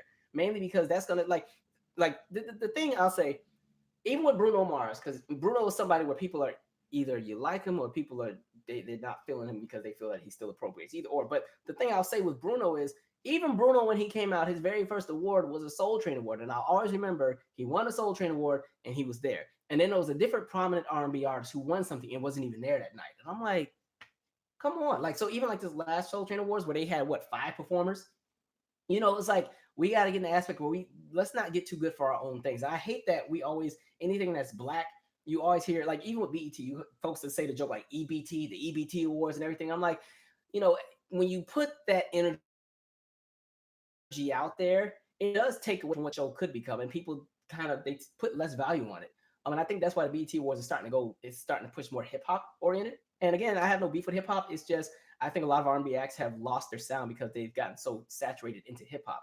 Again, the difference between the R&B hip hop kind of collabs of today versus back then is that back then you could have somebody like a Mary J or Jodeci singing over a hip hop beat, but the melody was still so R&B. The vocals were R&B. The message was very R&B. The imaging was R&B. The presentation was R&B. You knew it was a soulful song. No ifs, ands, or buts. Today, you'll get R&B singers singing over a rap beat, and they're singing like the same way the rappers deliver a song, as far as the verbiage and the delivery of how they formulate the words. And like, so it's like they're not even R&B songs. It's like an R&B singer one step from rapping, and so that's not there. And so I think that's why like the BT Awards is a little bit more hip hop oriented now. Where else are we at? Um, Centric too. Centric has some really nice award shows with some great vocalists. They had some award show and they did an Aretha Franklin tribute. And God, who was the woman that was on there?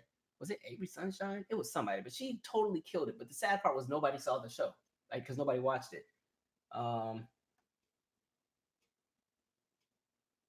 um, Long as I Live by Tony Braxton was amazing, but got ignored. The hardest part with Long as I Live was actually a really big hit for the Urban AC airplay charts.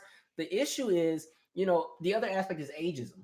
So a lot of the favorites, especially like all of my favorite artists are now either in their late 40s or in their 50s. All of them, minus the newer ones who've come out.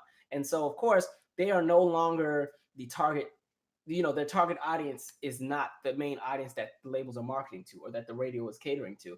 And so they do lose out on opportunity, and they have these big R&B hits, but there's no impact. So like even like when Janet came back out and she had like the No Sleep, it was number one on that same chart for like 10 weeks. But on the Hot 100, I think it only peaked at like 65. So again, as time progresses, you're seeing a lot of the older artists age out, but you're not seeing new ones come in. I think some of the newer artists that I do appreciate, because I don't want this just to be a woe is me, everybody sucks. Like I like Tiana Taylor. I like what she's been doing, and I like that her sound is different from what's out. So I have an appreciation for her. The Ari Lennox has a really great album. I've talked about Anderson .Paak. Um, who else is out that I like? I'm still rooting for Luke James. I just need him to get the right sound, and he's gonna be all right.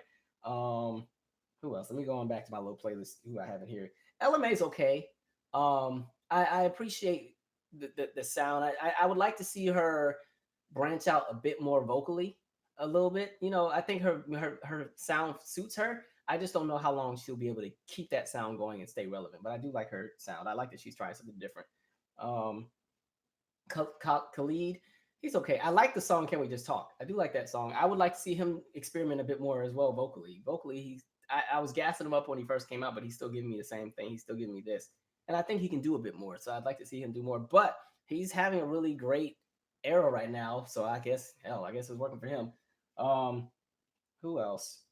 Um, Estelle, it gets slept on. She had a really nice project. That Lovers Rock project was really nice, but nobody paid attention to it. It was really nice. Um, who else? That's newer. That's out. Even though Estelle's kind of a little bit older as well. I like the Internet's project. I talked about that before. Division, I like. Um, who else? I'm trying to dig through my phone. Who I have on here? And of course, Janelle Monáe. I like. She's kind of going a little bit more pop, but I still like her as well. Maya had a really good album that came out. Um, Ro James, his EP was okay. I like the album more than the EP that just came out. BJ the Chicago Kid as well. A lot of these artists are cool. Oh, Seventh Street is who I'm rooting for. I'm waiting for her to kind of get her just due. Because like I said, I feel like a lot of the sound that's out now is stuff she was already doing in 2012, 2013. So um, anyway, yeah, Khaled, that's the other thing. Khalid is not a strong performer. And that's the other thing. Because when I was talking about the vocalist, if you build a song or if you create a song and the voice gets swallowed into the song on a studio version, then when it's time to do it live, if you don't have a rich enough voice, it doesn't carry over well live. That's the aspect of like singers with thinner voices. If you don't have the right arrangement, you can have a song that sounds so beautiful in the studio, and then you do it live, and you don't even sound good doing it. Let's see. Summer Walker I do like. Um, Chrisette Michelle, I do kind of feel bad. You know what's kind of trifling though? Like all of y'all cancel Chrisette Michelle, but a lot of y'all are still y'all rocking with Kanye in secret. It's okay. If y'all gonna forgive Kanye, then you should forgive Chrisette thing because it's like y'all just ended Chrisette or whatever. And also, I was annoyed with her talking about Basquiat every 5 minutes as well. But dang, I'm like, you got Kanye still over here endorsing that crazy person in the White House now, like there's no problem. So I'm like, if y'all gonna uncancel Kanye, then you should uncancel Chrisette. I already said like I don't really like the idea of cancel culture anyway. I just always put people on probation. They make me mad. They go in the probation box and everything. Like people got mad when I said that bit about Gladys doing the national anthem. Even though people forgot Gladys is like one of my favorite singers, I was like, I didn't cancel her. I just put her in the box for a few days. After the Super Bowl, she came out of the box. I just didn't watch when she did the Super Bowl. That's all. Um, I was like, y'all not about to have me cussing out no Gladys Knight. I think not. Um, y'all really gassing up Jacquees, huh? Y'all keep saying his name. What are we saying about him? Is it something good or is it something bad? Jay So Wavy, what are you saying about Jacquees? Am I saying his name right? I keep wanting to say Jacquez. Kiki Wyatt was underrated. I don't know why she never caught on because that girl still sings. Um, LMA is an established. Yeah, she's still going. No, we forgot about. See, I forgot about Normani. That's how much she's kind of fell off the radar. I was waiting for her to kind of boom too, but I don't know. They still haven't given her the right song. Like I said last time, for me, I see her as a visual artist who will do a lot of dancing and have a lot of showmanship. So why do y'all keep giving her these same vibey songs? She needs something she needs some crankage. She needs something with some kick to it. You know what I mean? Like you can't put somebody out and this is supposed to be the big rollout, and then the song they come out with is, you know, even though I'm gonna be annoyed because I'm posting one of my songs on Father's Day. I was posting the July 11th song since that's the one I wrote for my dad. And I'm kind of annoyed because I'm like, dang, man, it's not even like an up tempo. It's one of the slow ones. They gonna be like, he talked all this trash about up tempos, and then here you go posting some slow stuff. But whatever. Um, let's see. Who else we talking about? I miss Joe too, by the way. Joe, All the Things Your Man Won't Do, Joe. That was a great singer as well. Leela James is good. Normani is a victim of colorism. I totally agree. That's a huge issue in music where you have a lot of darker skinned women who don't get, or even browner skinned women who are not getting the same opportunity. Like really, if we want to be honest, in the last 20 plus years, the only artists who might have been darker than I am as far as women entertainers who really had booming careers are what? Lauryn Hill and Brandy. Who else? Who I can think of? If you want to count the lead singer from 702, maybe. Who else? I'm trying to think. NDRE kind of had a nice career, but hers always kind of got, when they first came out, hers always got a little overshadowed by Alicia. I remember that the Grammy night they were nominated in all the same categories. Alicia took all them Grammys. Missy Elliott, but with Missy, because Missy was a rapper and because Missy was so outside of the box, she never had to worry about being marketed as a pretty girl who was going to be the cute girl that everybody wanted to sleep with. She was marketed as this extremely creative artist who was going to be so out of the box that you had to go anticipate whatever she was going to do because you didn't know what was next. So she didn't really have to suffer from the colorism aspect in comparison to others. Fantasia, thank you. She should be bigger though, I think. She should have been a lot bigger. But yeah, like there's only a handful. Jennifer Hudson, as successful as she's been, she hasn't had the career that she should have had based on the voice that she has. And so yeah, there is an issue with colorism, and you're seeing that even with the music videos, even with the rappers and stuff with the music videos. You notice a lot of the women, hell, if they even have black women in the videos anymore, all of the women tend to be racially ambiguous now. Everything that's in is the Kim Kardashian kind of look, the Kylie Jenner vibe. Oh, they go and get a woman that you don't even know, she can pass for being something totally different. That's kind of what they keep pushing out there, sadly. And I'm like, the thing is, everybody's beautiful, so let's mix in everybody. But it's like they only want to put in one look, which is an issue. And that's why you got all these women going and getting surgery, and they all look like Kim Kardashian. I'm like, why are you getting surgery to look like somebody else? Why? Okay. Who else? We'll chat for like another 30 minutes because I know some of us got to go to work. I'm off tomorrow, but Tweet was a great one. Her last album was really good. I like the song Let It Go. Actually, the song Let It Go and the song Smoking Cigarettes is what was like the idea behind my song July 11th. So let's see. Who else? What are we talking about, y'all? Deborah Cox was always a great. Not you hiding in the bathroom, Stephanie. You better have some headphones on. Don't y'all be getting fired because you was watching my video because I can't afford to take care of nobody. Man. Um, he said, I'm disappointed in how we as black people get into such mediocre artists. We are the purveyors of culture and sound. I'm so disappointed. And again, I think that's because now there's a generational shift as well. You have almost two entire generations that have grown up in an era where singing is not the top tier reason why you get signed. Being a good performer is not the top tier reason why you get signed. Being a strong songwriter producer is not the top tier reason why you get signed. You have two generations who now the expectation of great anything is the image. The image is overtaking everything. And image is important, but it's to the point where it's all image. And that's why you have so many people gassing up the mediocre artists, because those are the only ones the radio will play. Those are the only ones that the labels will put out there. And I think we also have to go back to the days of when local radio actually played artists from their region.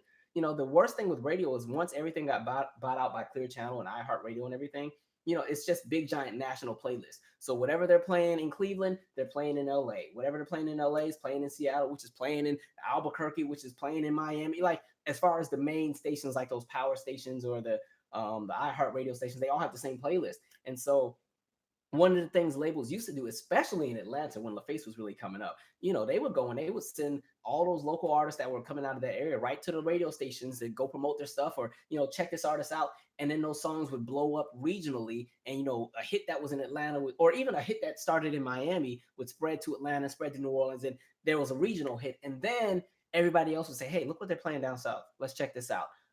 They don't really do that as much anymore. And so, again, we're really just getting what's being spoon fed to us, which is why I say all the good music is in the trenches of the internet. You got to go search and find it, which sucks because it used to just be presented to you. And that's why so many artists used to be so big. If something was good and the people liked it, they could request it on the radio. The radio would actually play it. The other thing is you got a lot of artists who get blacklisted. And so when they get blacklisted, you can request their song all you want. They're not getting played. Janet went through that up until about 2008. And then by the time she was no longer blacklisted by radio, she was in her mid 40s. So it's like, oh, too late. She's too old. Hang it up. And so artists, they get blacklisted. K. Michelle, I think she's still blacklisted from Radio 1 stations as well. So, you know, they get blacklisted and, you know, so you're literally just getting who they tell you to listen to. And so there's that. Jasmine Sullivan deserves much better. I agree. Kelly Rowland, I can't figure out. The song that she just came out on that EP, what is it called? Don't You Worry? Kelly, what is that crap called? It's called, Don't You Worry. Excellent song. I don't know what the issue with Kelly Rowland is. Like, they just never got it right with her. And she has great albums. Like the Miss Kelly album was an excellent album. The Talk a Good Game was probably my favorite album to come out. I think that was 2013. Was probably one of my favorite albums to come out that year. Like, they're great albums, but the marketing with Kelly Rowland is just never right. And we talked about that. I think I talked about that in episode 10, where I talked about when she came out with the Miss Kelly album and how I thought the rollout was just all wrong. Like, she did have a nice career over in Europe and parts of Asia. It just didn't catch on over here. And it's like, that's crazy. You're 1/3 of one of the biggest girl groups in the world and in history. And it's like, they just couldn't get it right. And it's like, every time she come out with a project, then she, instead of promoting, she go host a TV show or something. You like, Kelly, no. All right. What else are we talking about? Anthony Hamilton's a great one as well. I really liked his last album. My favorite song on that album was Never Let You Go, Never Gonna Let You, and I'm never letting go. That letting go and the little Take You Home to Mama. I really like that song. And Walk in My Shoes. That was a good one. Talking Good Game was a dope album. That was a really good album, Kelly Rowland. Emily Sande was a great album as well. The only Emily Sande album I have is the one that has Next to Me on it. That was the one I have. I haven't heard anything else from her, but she had a great album as well. I thought she would have had the success somebody like Adele would have, or even a Rebecca Ferguson girl. Because Rebecca Ferguson is a black singer who literally has the same kind of tone and everything like somebody like Adele, but she just never really caught on. I thought her and I thought Emily Sande would have been bigger. All right, dang, I'm typing so fast. I'm trying to scroll and read. Let's see. I haven't even listened to Sierra's last album. I don't know what she's up to. I gotta check her out a little bit later. But the issue I have with Sierra right now is Sierra.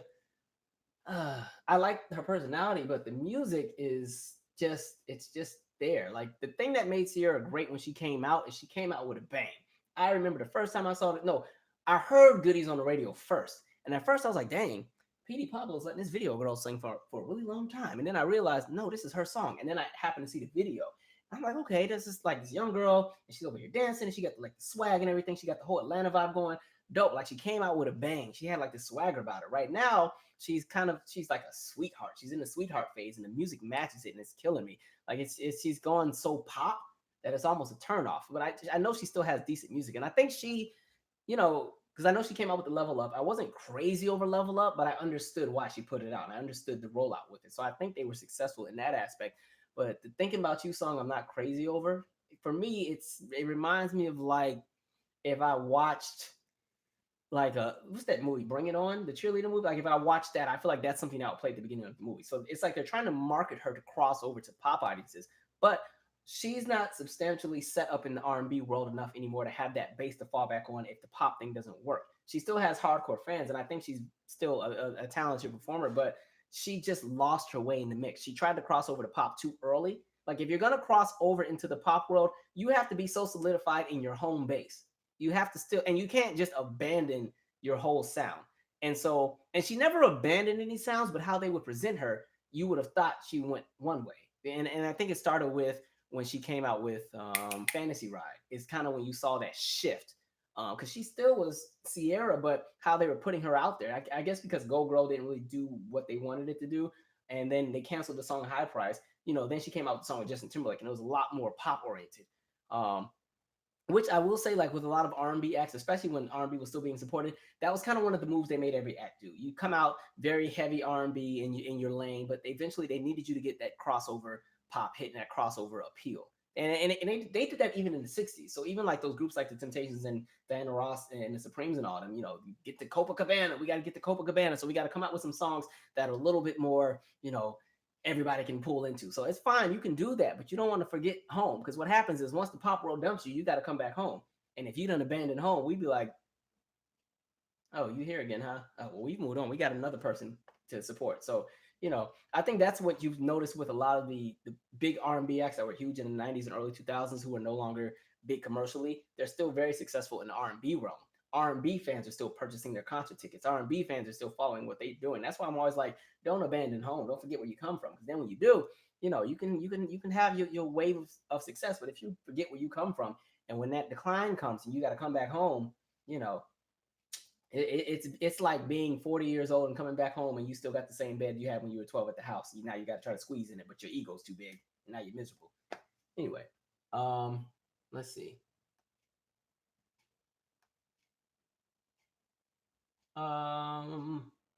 Let's see, what are we talking?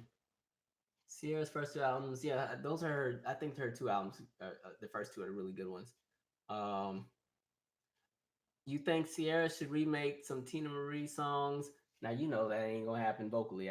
No disrespect, that ain't her lane.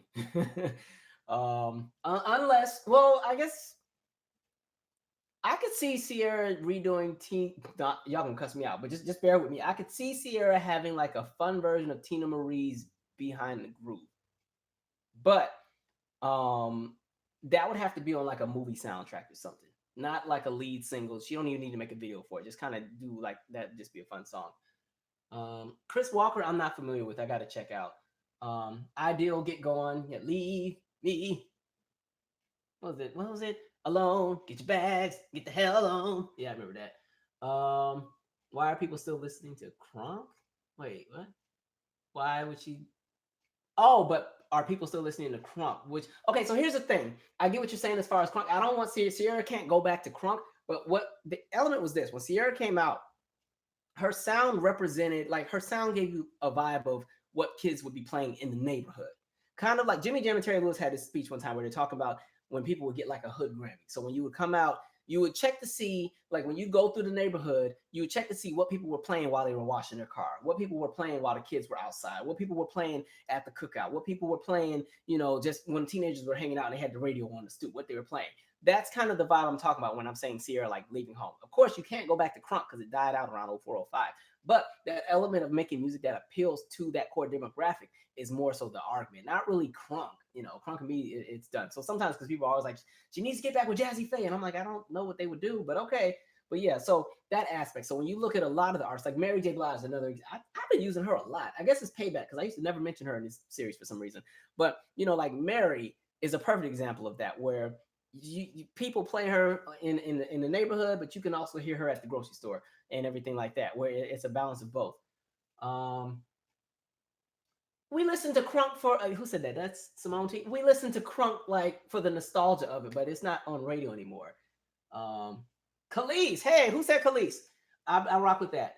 My favorite Khalees album is Tasty, and hey, for Khalees fans, the Wonderland album is now out. For those who didn't get it, that was the one that was kind of shelved, but you could still order it on import. You remember, like, did y'all used to do that? Like, if an album didn't come out in the United States, you order the import. Like, yeah, good times, good times. Um, Somebody said Sierra's this generation's Janet Jackson. She's nice. Y'all gonna stop killing off Janet, all right? No, I was kidding. Uh, let's see. Usher no longer wanted to be a performer. He did kind of have a phase where he did want to focus on life and marriage and everything. I can see that. Yeah. Um,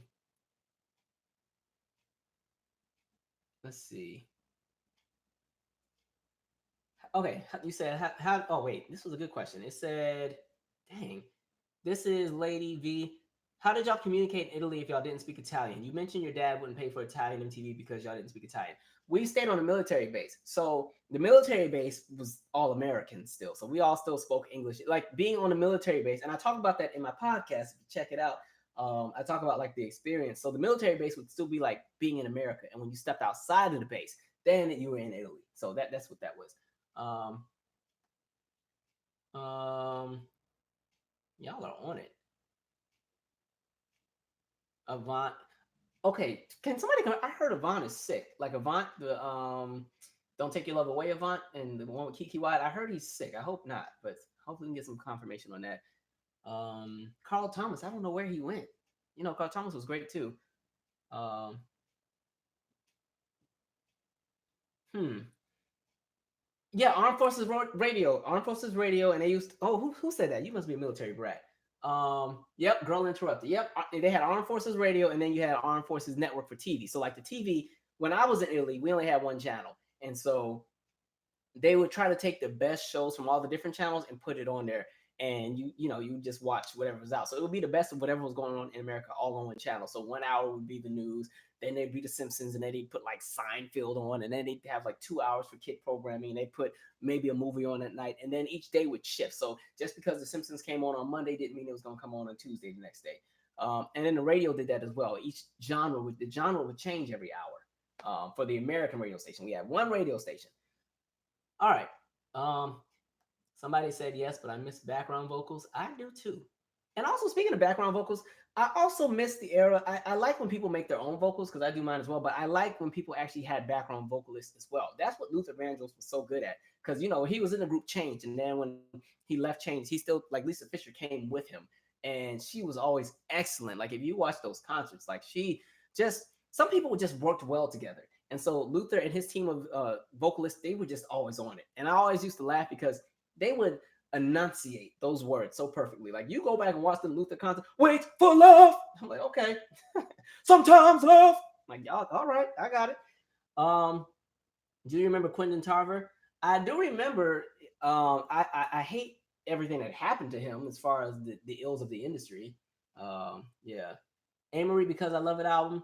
I like the album that came out after that a little bit more. My favorite Amory album are the first two. The All I Have and Touch. Because I Love It was cool, but I like the one that came after a little bit more. Oh, they said he's on a new diet. Okay, so Avant's not sick. Good. I don't need nobody else dying, man. I'm tired of all our people like dying. Good. Thanks for clearing that up. What else are we talking? Gregory Porter, Aloe Black. They're pretty decent. I like Aloe Black. He did have a great interview talking about how he got screwed over with the streaming services. How he had that song that like I Need a Dollar song, and it streamed millions and millions and millions and millions of plays, and he only got like $1,000 from it. Like, so yeah, that streaming industry, man. That's the only thing that sucks with trying to adjust with new change. Sometimes some people have to be the examples that they make out of, and then you learn from that and you fix it so other people don't have to go through the same problem. Um, Jay Nova, I like her. She's funny. I would like to see her music kind of big because she's or get to where she go because she's a great vocalist. She's an excellent vocalist. Melanie Fiona as well. Leon Bridges, I like Leon as well. I see he's starting to kind of shift his sound a little bit. I think he's trying. I think he wants that hit, so he's kind of shifting a bit. Because Leon Bridges reminds me of like a Sam Cooke kind of vibe. What else are we talking, folks? Yeah, Jaheim has some gems. Anita Baker's always a classic. Um, hey, y'all laughing at Tisha Campbell, but she had some bops. Like the push, she had there was this ballad she had a few songs, and I liked when her and Tashina Arnold remade "Don't Ask My Neighbor" by the Emotions, which won me over because initially I liked the Jade remake of that song more, but then I heard Tisha's, I was like, okay, all right, dope. You know what I want to do? I want to do I want to do like an R&B is Dead episode where I specifically talk about like an era out of the 70s. I really want to spend time on that, but it's kind of a generational thing. Y'all don't be caring like that, so it's okay. B Slade, Tone, yeah, I know him. He's a great vocalist as well. Um, let's see. Tender kisses. Yeah, tender. Yo, did y'all see that? Yeah, Tender Kisses by Tracy Spencer. Did anybody see the clip? Somebody posted it on Twitter. It was like that Family Matters episode, and Eddie and Tracy Spencer was singing that in the studio or in the record label office. June's Diary. I don't know what's going on with them. Yeah, they have great vocals. They just don't have the right people behind them. Shanice should have been bigger. I think what happened with Shanice is because initially she was the young girl that came out. She was kind of like the Brandy Monica of the late 80s, but she kind of got overshadowed by the shift in the sound that was happening with music. Because remember, she came out with like the song "Can You Dance" and everything like that. Then she blew up when she came out with "I Like Your Smile," and it was a huge hit. And it's just they just kept dropping the ball afterwards with what to do with her because she had such a big voice. And by the time we got to like 94, 95, by then you had Aaliyah, Monica, and Brandy out who were like new energy, and they got benefits that Shanice didn't get. Like they had the luxury of like a Nickelodeon and stuff to kind of push them more. Shanice didn't really get that. And so by the time Shanice transitioned from being like a child star to an adult star, she didn't have that fan base that grew up with her that carried. That's why Monica and Brandy and if Aaliyah was still here, that's why their fan bases kind of traveled with them because their fan bases were kids, and as they grew up, they stayed with them and that's actually a lot of artists. That was Michael, that was Janet, that was you could say Johnny Gill, you could say the members of New Edition, you could say who else? Some other examples. Even in like pop culture, like Raven Simone's not really a singer, but the same thing. People followed her from the Cosby Show onward to Hanging with Mr. Cooper to Doctor Doolittle and the Disney movies and then the Disney shows and everything else. Like some people, they got the luxury where people grew up with them. With Shanice, they she didn't get that luxury, I don't think. And so they couldn't get her imaging right, especially by the time you got to 97, 98. They didn't know what to do with her. But she has these great vocals. Um, Rough Ends, I don't know where they're at. That was a group there. Who who should cancel the music industry? Oh, we should cancel the music industry. We have YouTube. Yeah, but then what happens if you get rid of the industry? Then the revenue's not there, and then what happens is you'll see a falling off of a ton of artists because they would no longer have that multi-million-dollar backing push them. So you see a lot of artists fall off. A lot of artists who are big are only big because of the team that is behind them. You know, and I think I said that before. Like when say an artist sells, let's backtrack. Say an artist sells like 10 million copies of an album. Of that 10 million people who bought the album, maybe 300,000 or 400,000 of those people are actually diehard fans who are going to be along for the ride forever. The rest are the general public. The rest are people who they bought the project because it became a luxury item that everybody should just get because everybody was listening to it, or they heard the song a million times, so they like the song, this, that, and third. But then, they're not going to be waiting for the next album unless that next album has a big hit. If the next album doesn't have a big hit, they're not buying it. And so that's why you see some artists go from selling, 20 million copies of an album, and then the next album sells 1 million. That you see that. So I think if you did kill off the music industry and you made everything solely on YouTube, you see a lot of people disappear. A lot of people. Um, I can't with R&B singers who cuss. Oh yeah, I do have an issue with a lot of R&B singers that cuss a little too much. I don't mind profanity in music, but sometimes it doesn't fit. That was my beef with Kelly. She used the F word too much. I'm like, Kelly, that didn't even fit in the song. And sometimes the people when they like because listen, I cuss like a sailor. I'm trying to be more diplomatic with how I present myself on here. So if you've noticed, I've cut back on the profanity. But yeah, I cuss like a sailor. But in some of those songs, when they have these really just beautiful melodies and arrangements, and then out of nowhere, here comes the F word, and I'm like, wait, whoa, that didn't even fit with the song. And sometimes it doesn't even fit. That's like um, Luke James has that song "Exit Wounds." That's one of my favorite songs. But I'm glad that he was smart. He has two versions. He has the clean version where he's like, "Forget you," and then there's the other one where it's like, man, you know. So and I was at work one time and I always have like the music playing at the desk and everything. And it's just jamming. And he was sitting there singing. And I didn't realize I had the bad version on. All the little kids are in there doing homework. Cause like in one of the rooms where we have like I have music playing while the kids are doing homework and stuff, just like something subtle. Out of nowhere, you just hear you. All them kids were like, yo, Mr. Michael. I'm like, dang. Cause I'm always fussing at them with the stuff they be playing. So anyway. Um I'm tired of listening to artists that know four notes in one octave. That's the other thing because now you have the producer. Well, one some of that is with the producers. They don't even know how to really play with people's voices or do anything. And then a lot of the singers, they, man, real talk. Behind the scenes, a lot of these artists are working with producers that have no interest in working with them. It's just they're collecting a check. So they throw together some track and they're like, here, you got 2 days, record it, make it happen. And so there's not even time to experiment. I think one of the aspects with music is people should take time to actually make it, like really take time to invest. But the problem is because it's an industry and it's a business, the labels don't have time for you to waste. So you need to come out and get, especially when people get like a big hit last minute that blew up out of nowhere and then they got to rush release an album and throw something together. That's what you're seeing happening. And so there's a lot of artists who I think actually can sing and do more than what they're presenting, but they've never been given the opportunity to do it because it's like they're on a time crunch. The producers don't know how to bring that out of them. And that's why I miss the era of a lot of the producers. And then also, like we said before, because, now you're in a generation where, a lot of people are no longer really in the church like they used to be. And the church is really what bred so many of the great vocalists and musicians that came out of the 70s and 80s and everything from before. And so now you have generations where people are not really in church like that anymore. And so they don't understand a lot of elements of music. I talked about that before, like just knowing as a kid who grew up in church, you know, I could always break a song down into like I could always build a 4-part harmony from a song. Or if any song comes on the radio, I can sing it in an alternate key without even like struggling. And that's just because learning how to sing, different notes growing up as a church kid. And the same thing with music and building sounds and all. People aren't getting that as much anymore. Um, anyway, um, let's see. Oh, and then they don't even want to pay for vocal coaches. Who said vocal coaches? One Rare Fine. Yeah, the labels will not even invest in these people getting like vocal lessons. Hold on, I gotta drink my little tea that's cold. Mm. Like, man, let's see. Y'all gonna have me here all night now. Let's see.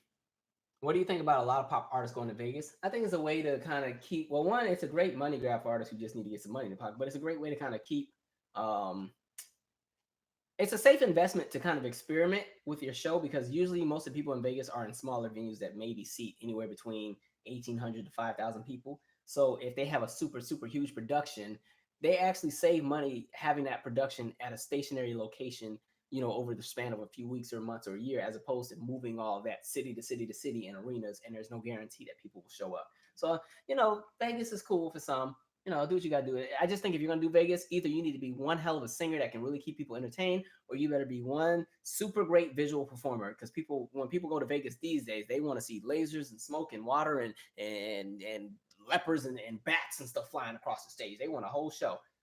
Um, let's see. Oh yeah, they don't know scales at all. Who else? Let's see. Um,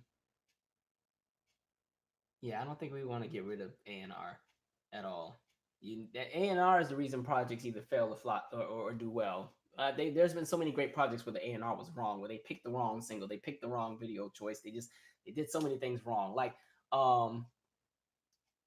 even like with I swear I love to mention the same few artists, but it's like their examples are just so perfect because they're the perfect way to model things. But like with A&R, um, what you call it, TLC with the Creep video, like there were three versions of the video. So when you look at music videos from before the Crazy Sexy Cool era came out, all of the TLC videos, so the What About Your Friends, the Ain't Too Proud to Beg, the Get It Up, the Hat to the Back, all kind of look the same, but they're fun videos. And so when they get ready to do Creep has a totally different production. It's big, it's bright, it's something new. They did the first video, and LA Reid and them were like, this isn't what we're going for. Because you got to think other acts are kind of, this is when people started getting movie directors to do their videos. So like an act like Salt and Pepper had just done the None of Your Business video. And Salt and Pepper has like the silky pajamas and the girls are mud wrestling, and then they had the other video of What a Man Would In Vogue. And so the videos were starting to be more big budget. And so they went and did a second video for Creep. Still didn't like it because they're like, it looks too much like the videos from the last era. And then that's when they brought in the director for the third version, and that's when they're in the silky pajamas with the screen, and they got some really high tech cameras and everything, and it was good go. So that's all A&R right there. You got to make sure the polishing is correct. There's been so many great projects where the video just was wrong, or they released the wrong single, or they did the rollout wrong. All that's important.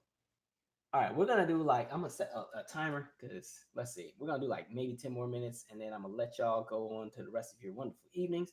Because otherwise we'll be here for like 3-4 hours. All right, Sherelle Alexander, yeah, I like them. I always like the song "Everything I Miss at Home."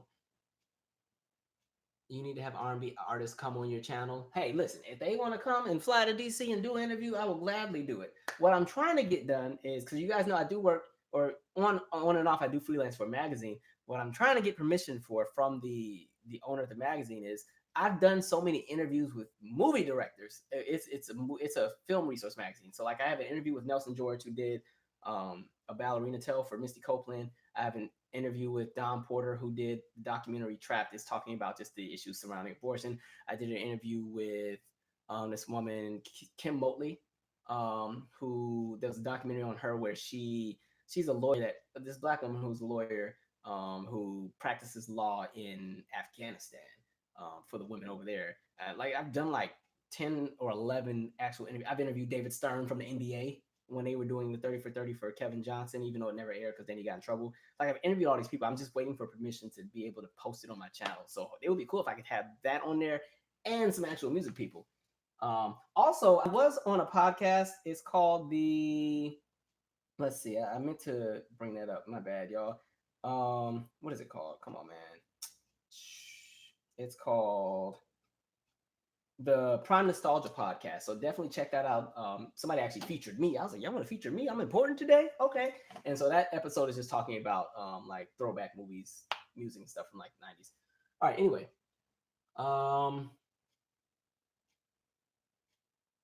Eric Benet. I just saw something, but it scrolled before I could finish reading it.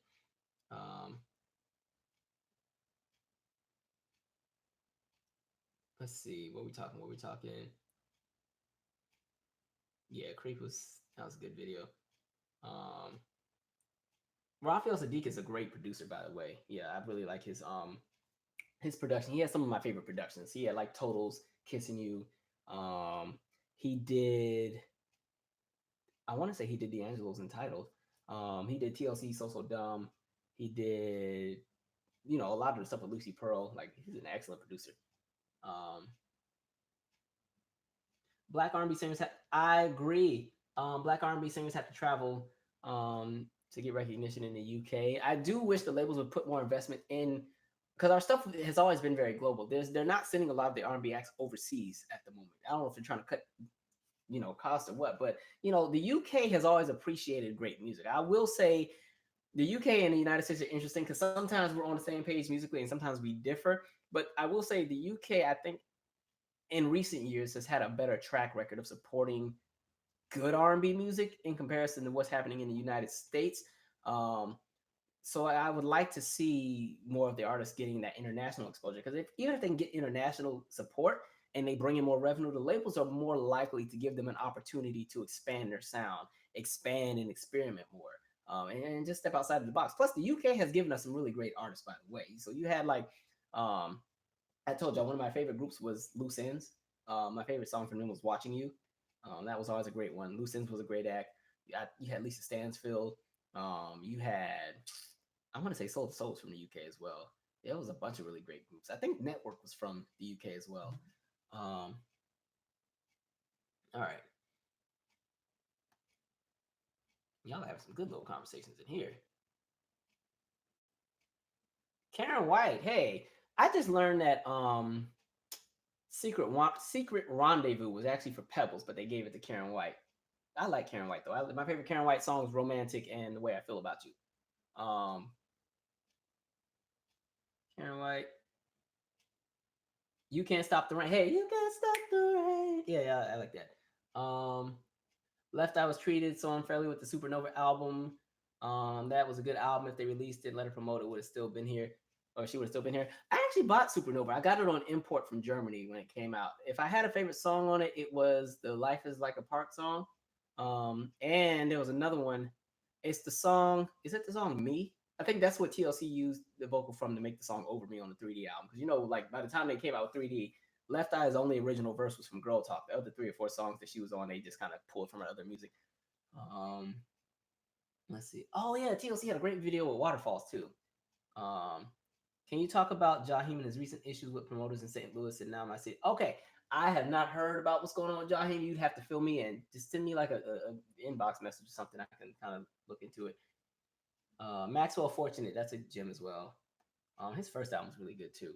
And that was the other thing. A lot of times when these artists, like Maxwell's a perfect example where you had when the artist worked with other artists as far as the production. So Maxwell had an artist. There was an artist named Amp Fiddler. He never really quite caught on, but Amp Fiddler did a lot of the work on Maxwell's first album, Urban Hangs Week. And then he kind of branched out. It's interesting when you go back and you look at some of the albums from some of these earlier acts. Everybody was kind of interconnected. So like even Kelly Price was like, she did background vocals for Mariah. You saw so many people, or even like a perfect example is like Mary J. Blige. Like our first introduction to Mary J. Blige was on the Father MC record, the song "If You Do For Me," which sampled "Got to Be Real." The "If You Do For Me, I Will Do For," like it. She sampled that. So if you watch the video, you see her in the video kind of doing her thing. Yeah, Angela Winbush is a really great producer as well and vocalist. Favorite Angela Winbush song is "Treat You Right." Can't go wrong with that song ever. Regina Belle as well. Yeah, Tina Turner is another example. Found her success in Europe. They didn't know if she was going to really jump off in the United States when she came back out as a solo act because she was 42, 43. And so they tested the waters in Europe and then she started blowing up. And then that's when Private Dancer, they started pushing it, full term over in the United States because she came out with the Al Green remake, the Let's Stay Together, which she recorded in one take, by the way. And she was like, "Oh, y'all want me to do it again?" And they're like, "No, it's perfect." Because they knew she would be fine with the R&B crowd, but because she was going more rock and pop, they didn't think the R&B crowd was going to stay with her. So they're like, okay, let's see how she do in Europe first before we really push her over. And then, of course, Private Dancer became a super huge hit. I did see that they're doing the reboot of all that. Will I watch it? Probably not, but maybe I might just because my kids might watch it. We can have a discussion about it. But yeah, I figured I'd be too old for the humor, so I wouldn't appreciate it.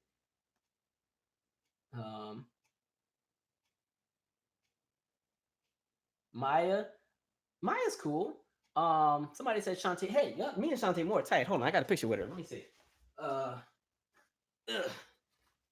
Yeah, I went and me and Shantae. I don't know if I can see that. This one I still had short hair. Shantae Moore. That's one of my favorite vocalists. I always loved her. My favorite album of Shantae is "A Love Supreme." If I had a favorite song, it was a song called "Thank You for Loving Me." That's a really great. I think Jimmy Jam and Terry Lewis did that song as well, but it's a great ballad. Look, hey, now Love's Taking Over is always going to be a classic. Actually, to be honest, she doesn't really have any bad songs or bad albums. She's always had some really great projects. Teacher Moses as well. Great projects. I like the song Skin Diver. I think that's off the last album or the one before that. And of course, Complex Simplicity was a dope album.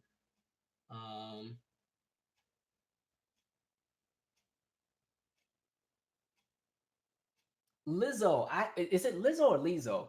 I just bought the album and I haven't even listened to it yet. But I thought she was cool because I saw her doing something and she was playing the flute. And I was like, that's different. So I was like, let me go and buy her album too. Um, Wait, what happened? Somebody said something about who's 80 last year. Wow, ain't she 80? I don't know what you're talking about. I must have missed what the initial comment was. Unless that must be about Tina, because I know Tina Turner's close. Oh, you're saying you saw Tina? No, Tina Turner's last tour was in 2009. That's what they're saying. I forgot what the tour was called. Yeah, she was like 69, 70 on that tour. I heard she's sick as well. Like I know she had either pancreatic or stomach cancer, and then she had a stroke as well, like right after she got married in a few years ago. But her book is actually interesting as well. If you want to hear like a good book, her second book on Audible. Um, all right, folks, y'all are really hanging with me. I thought I was waiting for this number of people on to drop to like 20 at this point. It's still 300 of y'all on here, so okay. Um, we'll hang for a few more minutes. What else? Um, okay, Mary fans are gonna fight me because I know we give the My Life album everything, but my favorite Mary album is Share My World. Like that's my favorite one. My Life is dope. I love it. I love Mary's joint, but there's something about Share My World that just it hooked me. And the Mary album as well. But Share My World, there's something special about that album. I love that album. Um, um, and then I don't know if you ever saw that clip where it's a video on YouTube called Trina J. Blige, and there's this woman, she's singing at this guy's funeral. Now, mind you, she was the mistress. And so she's singing 7 days. That is the funniest clip I've ever seen because she's standing by the casket with like this big old hat on, and she's I can't believe I just made love to you. I was like, you sing that in church? Like, dang. Okay, that's my alarm. So we're about to wrap because I'm gonna let y'all go, but we'll do a few more comments. Teacher Moses, speaking of complexity, simplicity, my favorite song on that album was Rescue Me. Mickey Howard, if I had a favorite Mickey Howard song, was Come Share My Joy. Come Share My Joy. What's the world? It's Share My Joy. Yeah. Um, that is a great debate. Like the My Life versus Share My World is a fight. That's kind of like who else? There's some other ones. Even like Destiny's Child fans, they'll fight between Destiny Fulfilled and The Writings on the Wall, and or even like Tribe Called Quest fans will fight about like Low End Theory versus all the other projects over which one's the best. Oh, and Jill Scott. Hey, I don't talk about her enough. She's a great one too. Um, let's see. My favorite Janet album is hard because it changes. It goes back and forth between Velvet Rope and Rhythm Nation. It changes. Velvet Rope was my like introduction to when I became like an actual fan. My dad is the one who got me into Janet because he was a Janet fan. Actually, I can't find it yet, but he's actually in the background in the Black Cat video. Like when they actually shot the footage of the tour, they have moments where they go to audience fans. Apparently, he's somewhere in there. My mom said I haven't found it yet, but yeah, he was a big Janet fan, and it rubbed off on me. Um, and then that tour was Jesus, like yeah, awesome tour. Faith Evans, Keep the Faith album. Mm. I don't know if I have a favorite Faith Evans album because I've liked every album she's had. The only one I wasn't crazy over was the one that had Gone Already on it. But I don't think she's ever had a bad album. Like she gets it. She gets it in. Yeah, Tribe Called Quest. Yeah, Sam, we'll be here all night talking Tribe Called Quest. That's my favorite rap group. So them and Little Brother are my two favorite rap groups, and Outkast. Those are the three. Um, for those in North Carolina, Little Brother was they were hitting. Um, oh, Regina Bell. I'm sorry, I didn't see that. Regina, she should have had more success, I think. Great vocalist, by the way. And she's still, and the thing is, like, her voice is still exactly the same. She was just on TV, I think she just came out with a project. She was just on TV like 2-3 months ago and performed on like Fox 5 in the morning. Not Fox News, just the little local Fox affiliate, even though I'm still under Fox. Killed it. Voice is still exactly the same. Candy song, Don't Think Okay, speaking of Candy, somebody's saying Don't Think I'm Not was a good song. I do like the song. Oddly enough, the album Candy came out with in 2010, I think it was called Candy Coated. It's actually a really nice album. The tone vocally is but the album is so nice. Like it's such a good listen. There's a song on there, Lucky. I used to play that crap every 5 minutes, even though the song is the messaging behind it is just terrible. It's about like her just being pissed that this girl she knows gets to sleep with this dude all the time that she wants to sleep with. But the album is just dope. It's a really, the production was so good. And then there was another song. Dang, I can't even think of the track listing. I'll just look it up. That was a nice album. Like it was actually really nice. I like the song "Me and You." She had a song "Me and You" with Neo. Candy Coated. What is the name of the song? I'm gonna figure this out. Um, yeah, it was actually a really nice album. The song talking about is "Giving My Love." What is that song called? Oh, "Give It to You." Great song. Um, Dope little song. That was dope. There was somebody I was about to mention before I got on my little candy rant. Stephanie Mills has always been great. Of course, we love Frankie Beverly. Yes. Hey, we already talked Phyllis Hyman, Rodney. I said she need a movie. No, I was kidding. Who was I about to talk about? There was somebody I was about to mention, and I can't remember who it was. Dang. Oh well, it'll come to me later. Tony's always great. Favorite song by them is "Lay Your Head on My Pillow." I love the end of the song when the band kind of goes into that new vamp and you just hear the cutie pies all know they can always lay on my pillow with that guitar. That crap is euphoric, man. That crap is dope. Um, Lettucey is great. My favorite Lettucey song is "Today." It's called "Today." I got a feeling that today.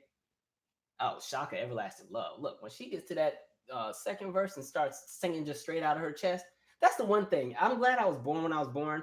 I feel bad for people who didn't get to live through the day. Like the coolest thing of being somebody who was born in the 80s, you got to still witness the people who were big in the 70s and 80s still making music in the 90s and the 2000s, but you got to live through the 90s and the early 2000s. So you just got like the best of the 70s to the present. You got it all. So I'm like, I love that. I mean, everybody born before me too, you got it as well. Usually it didn't care by that point. But yeah, that's a great thing to grow up on. Hall and Oates, I can't go for that. Return of the Mac, that was a knock. They used to play that in Italy. Um, all right, y'all, we got a wrap, man. Y'all won't let me go. um, what else are we talking about? Monifa. Hey, Monifa, it's been too long. Yep. Um, let's see. He said Layla Ali should play Phyllis Hyman. I don't know who they could get to play her. But I don't even know who they could get to sing it because her voice, Phyllis Hyman's voice, was so unique. You got to really get somebody who can really sing, and you got to get it in a way where it still captures the essence of Phyllis Hyman. If they do a movie, like man, that's gonna be a good movie though, and it could go so many places because it could talk about mental health, it could talk about just the ills of the industry, it could talk about so many things. Because when you just hear about like even the saddest aspect is like the end, because unfortunately she killed herself, but at the end, like she went and she had called everybody who she loved and was telling them, this is pretty much gonna be our last conversation. It's a wrap. But then she tell them, do not try to stop me or I'll do it right here on the phone. So just don't talk, just listen. I love you, this, that, and the third, but I'm choosing to do that. Like, man, oh, there's so many conversations to have you do that movie. So that would be, man.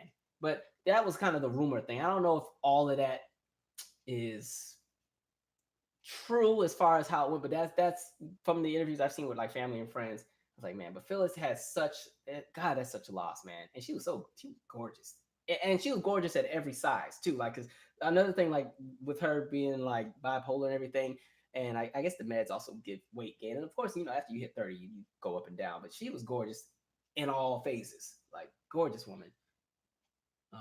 Favorite Phyllis song was "Old Friend." Old Friend, and when you get right down to it. Um, I don't know why Brandy's taking so long to come out. It's been these 7 year gaps between albums with folks. Like you can do that, but dang, it's like you. I think people should come out with something every 3-4 years. Like that's the most you should make somebody wait. 7 years, cool, but she better have like at least 12 songs. If she pulls something where it's 7 songs in there, I'm gonna look at her sideways. Um, yeah, Brandy got a lot going on personally, so I'll let her mind her business. I met her too; she's cool. All right, guys. Anyway, we are going to wrap. I have one more video on Sunday, and then the next actual video will probably be maybe Wednesday. I don't know. I don't know what video I'm gonna do though. We'll figure it out. What else? Y'all still on here chatting? I feel bad because when I close the stream, then all y'all won't be talking to each other no more. I gotta kill your fun. Um, yeah. So, but Sunday it's not gonna be an actual video. I'm actually just adding one of my songs from the album. I'm adding July 11th on there, so it's like a little mini video I've been working on the side.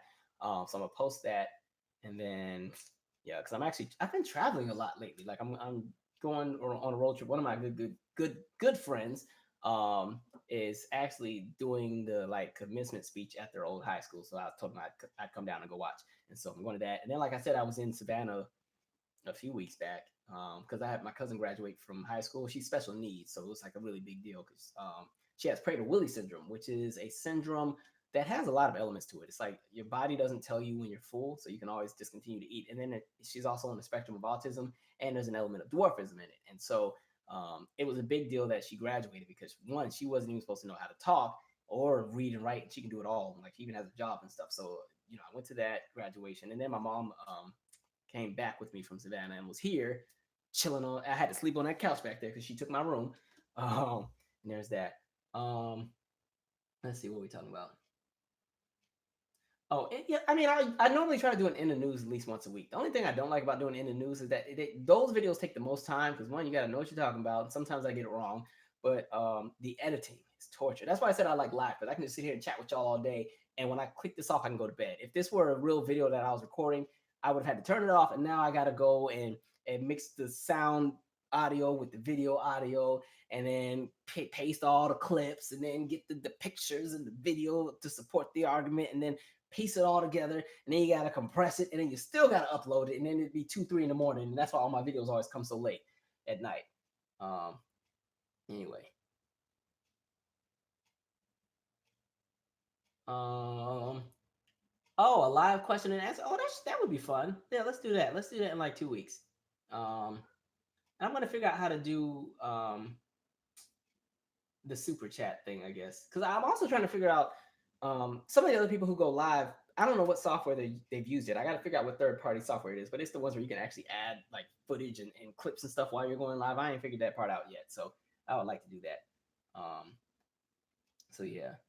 And yeah, so for all of the new subscribers, just know you all should be thanking the old subscribers that have been riding with me for years because they had to bear with the older videos, and pretty much their critiques are what made my videos get better as far as like using an actual microphone so the sound was better and having visuals to support the argument. And even like an idea like in the news really just came because people would say, can you talk about this, can you talk about this, can you talk about this? I'm like, look, let me put like 8 of these together in one video. So yeah, y'all please give your thanks to the early subscribers from the 2011, 2012, 2013 years. But I do support all of y'all. Thank y'all for reaching out. All right, anyway, guys, we are getting off for the last time. Zoom conferencing, thank you. Oh, hey Dana, what's up? Zoom conferencing, I'm gonna write that one down. Anyway, yeah, so for those who say I don't make enough videos, listen, I got like 300 of them. Just dig through, stop before you get to about 2014 because then the videos aren't as great. And then, you guys, we love the bookshelf with the wall. Wait, what happened? He said, I'm blind. We love bookshelf. Oh, I know. I do. I missed the. Oh, okay. If you follow me way back when I had my old apartment, I used to have posters, like music posters, around the whole room. But when I moved here, I was like, okay, my apartment's looking a little college dormish, so I gotta grow up a little bit. But my plan is when I get my house, when I get married, my man cave, if I can get the basement, that whole basement, all those same posters I still have in the frame, all them things are about to be everywhere. So in here, I had to just be a little bit more. I don't know. It just doesn't work in here. The layout of this place is a lot different than the old spot. Plus, with the old apartment, I was still shooting the web series too, so I was able to do a lot more in that space because of how the apartment was laid out. It was actually bigger than this one. All right, guys, I am out. Can you review Pose and this? Hey, I just got into that show. Somebody told me to check it out. It's actually very interesting. I'm still in season 1, so I got to catch up and see. But I like that because what I'm trying to do as well, there's a lot of things I don't know that I'm just not well versed in. And so I'm trying to expand my horizons to kind of, because especially like when we're talking just Black issues, anything, I want to be able to be in a position where I can talk on any subject in any realm. So trying to become more exposed to things I may not always understand. So yeah, definitely, I definitely checked it out. It's a great, from what I've seen, it's pretty good. It's actually really good, by the way. I'm only 4 or 5 episodes in the season one, so I'm still playing catch up because I read that the new one just started. But yeah, so I'm trying to expand my horizons in a lot of things. I've been watching a rack of documentaries on all kind of stuff. So yeah. Anyway, I am off. Thank you guys for rocking with me. Oh, don't worry, I didn't. Who's that? L. Johnson. Don't worry, I did 1908. Are you an AKA? I just see 1908, but no, I didn't do the peace and greetings on this. So peace and good night.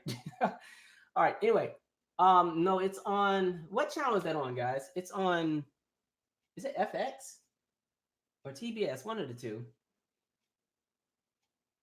What about? I talked about. Yeah, I'm not gonna let me go to bed, man.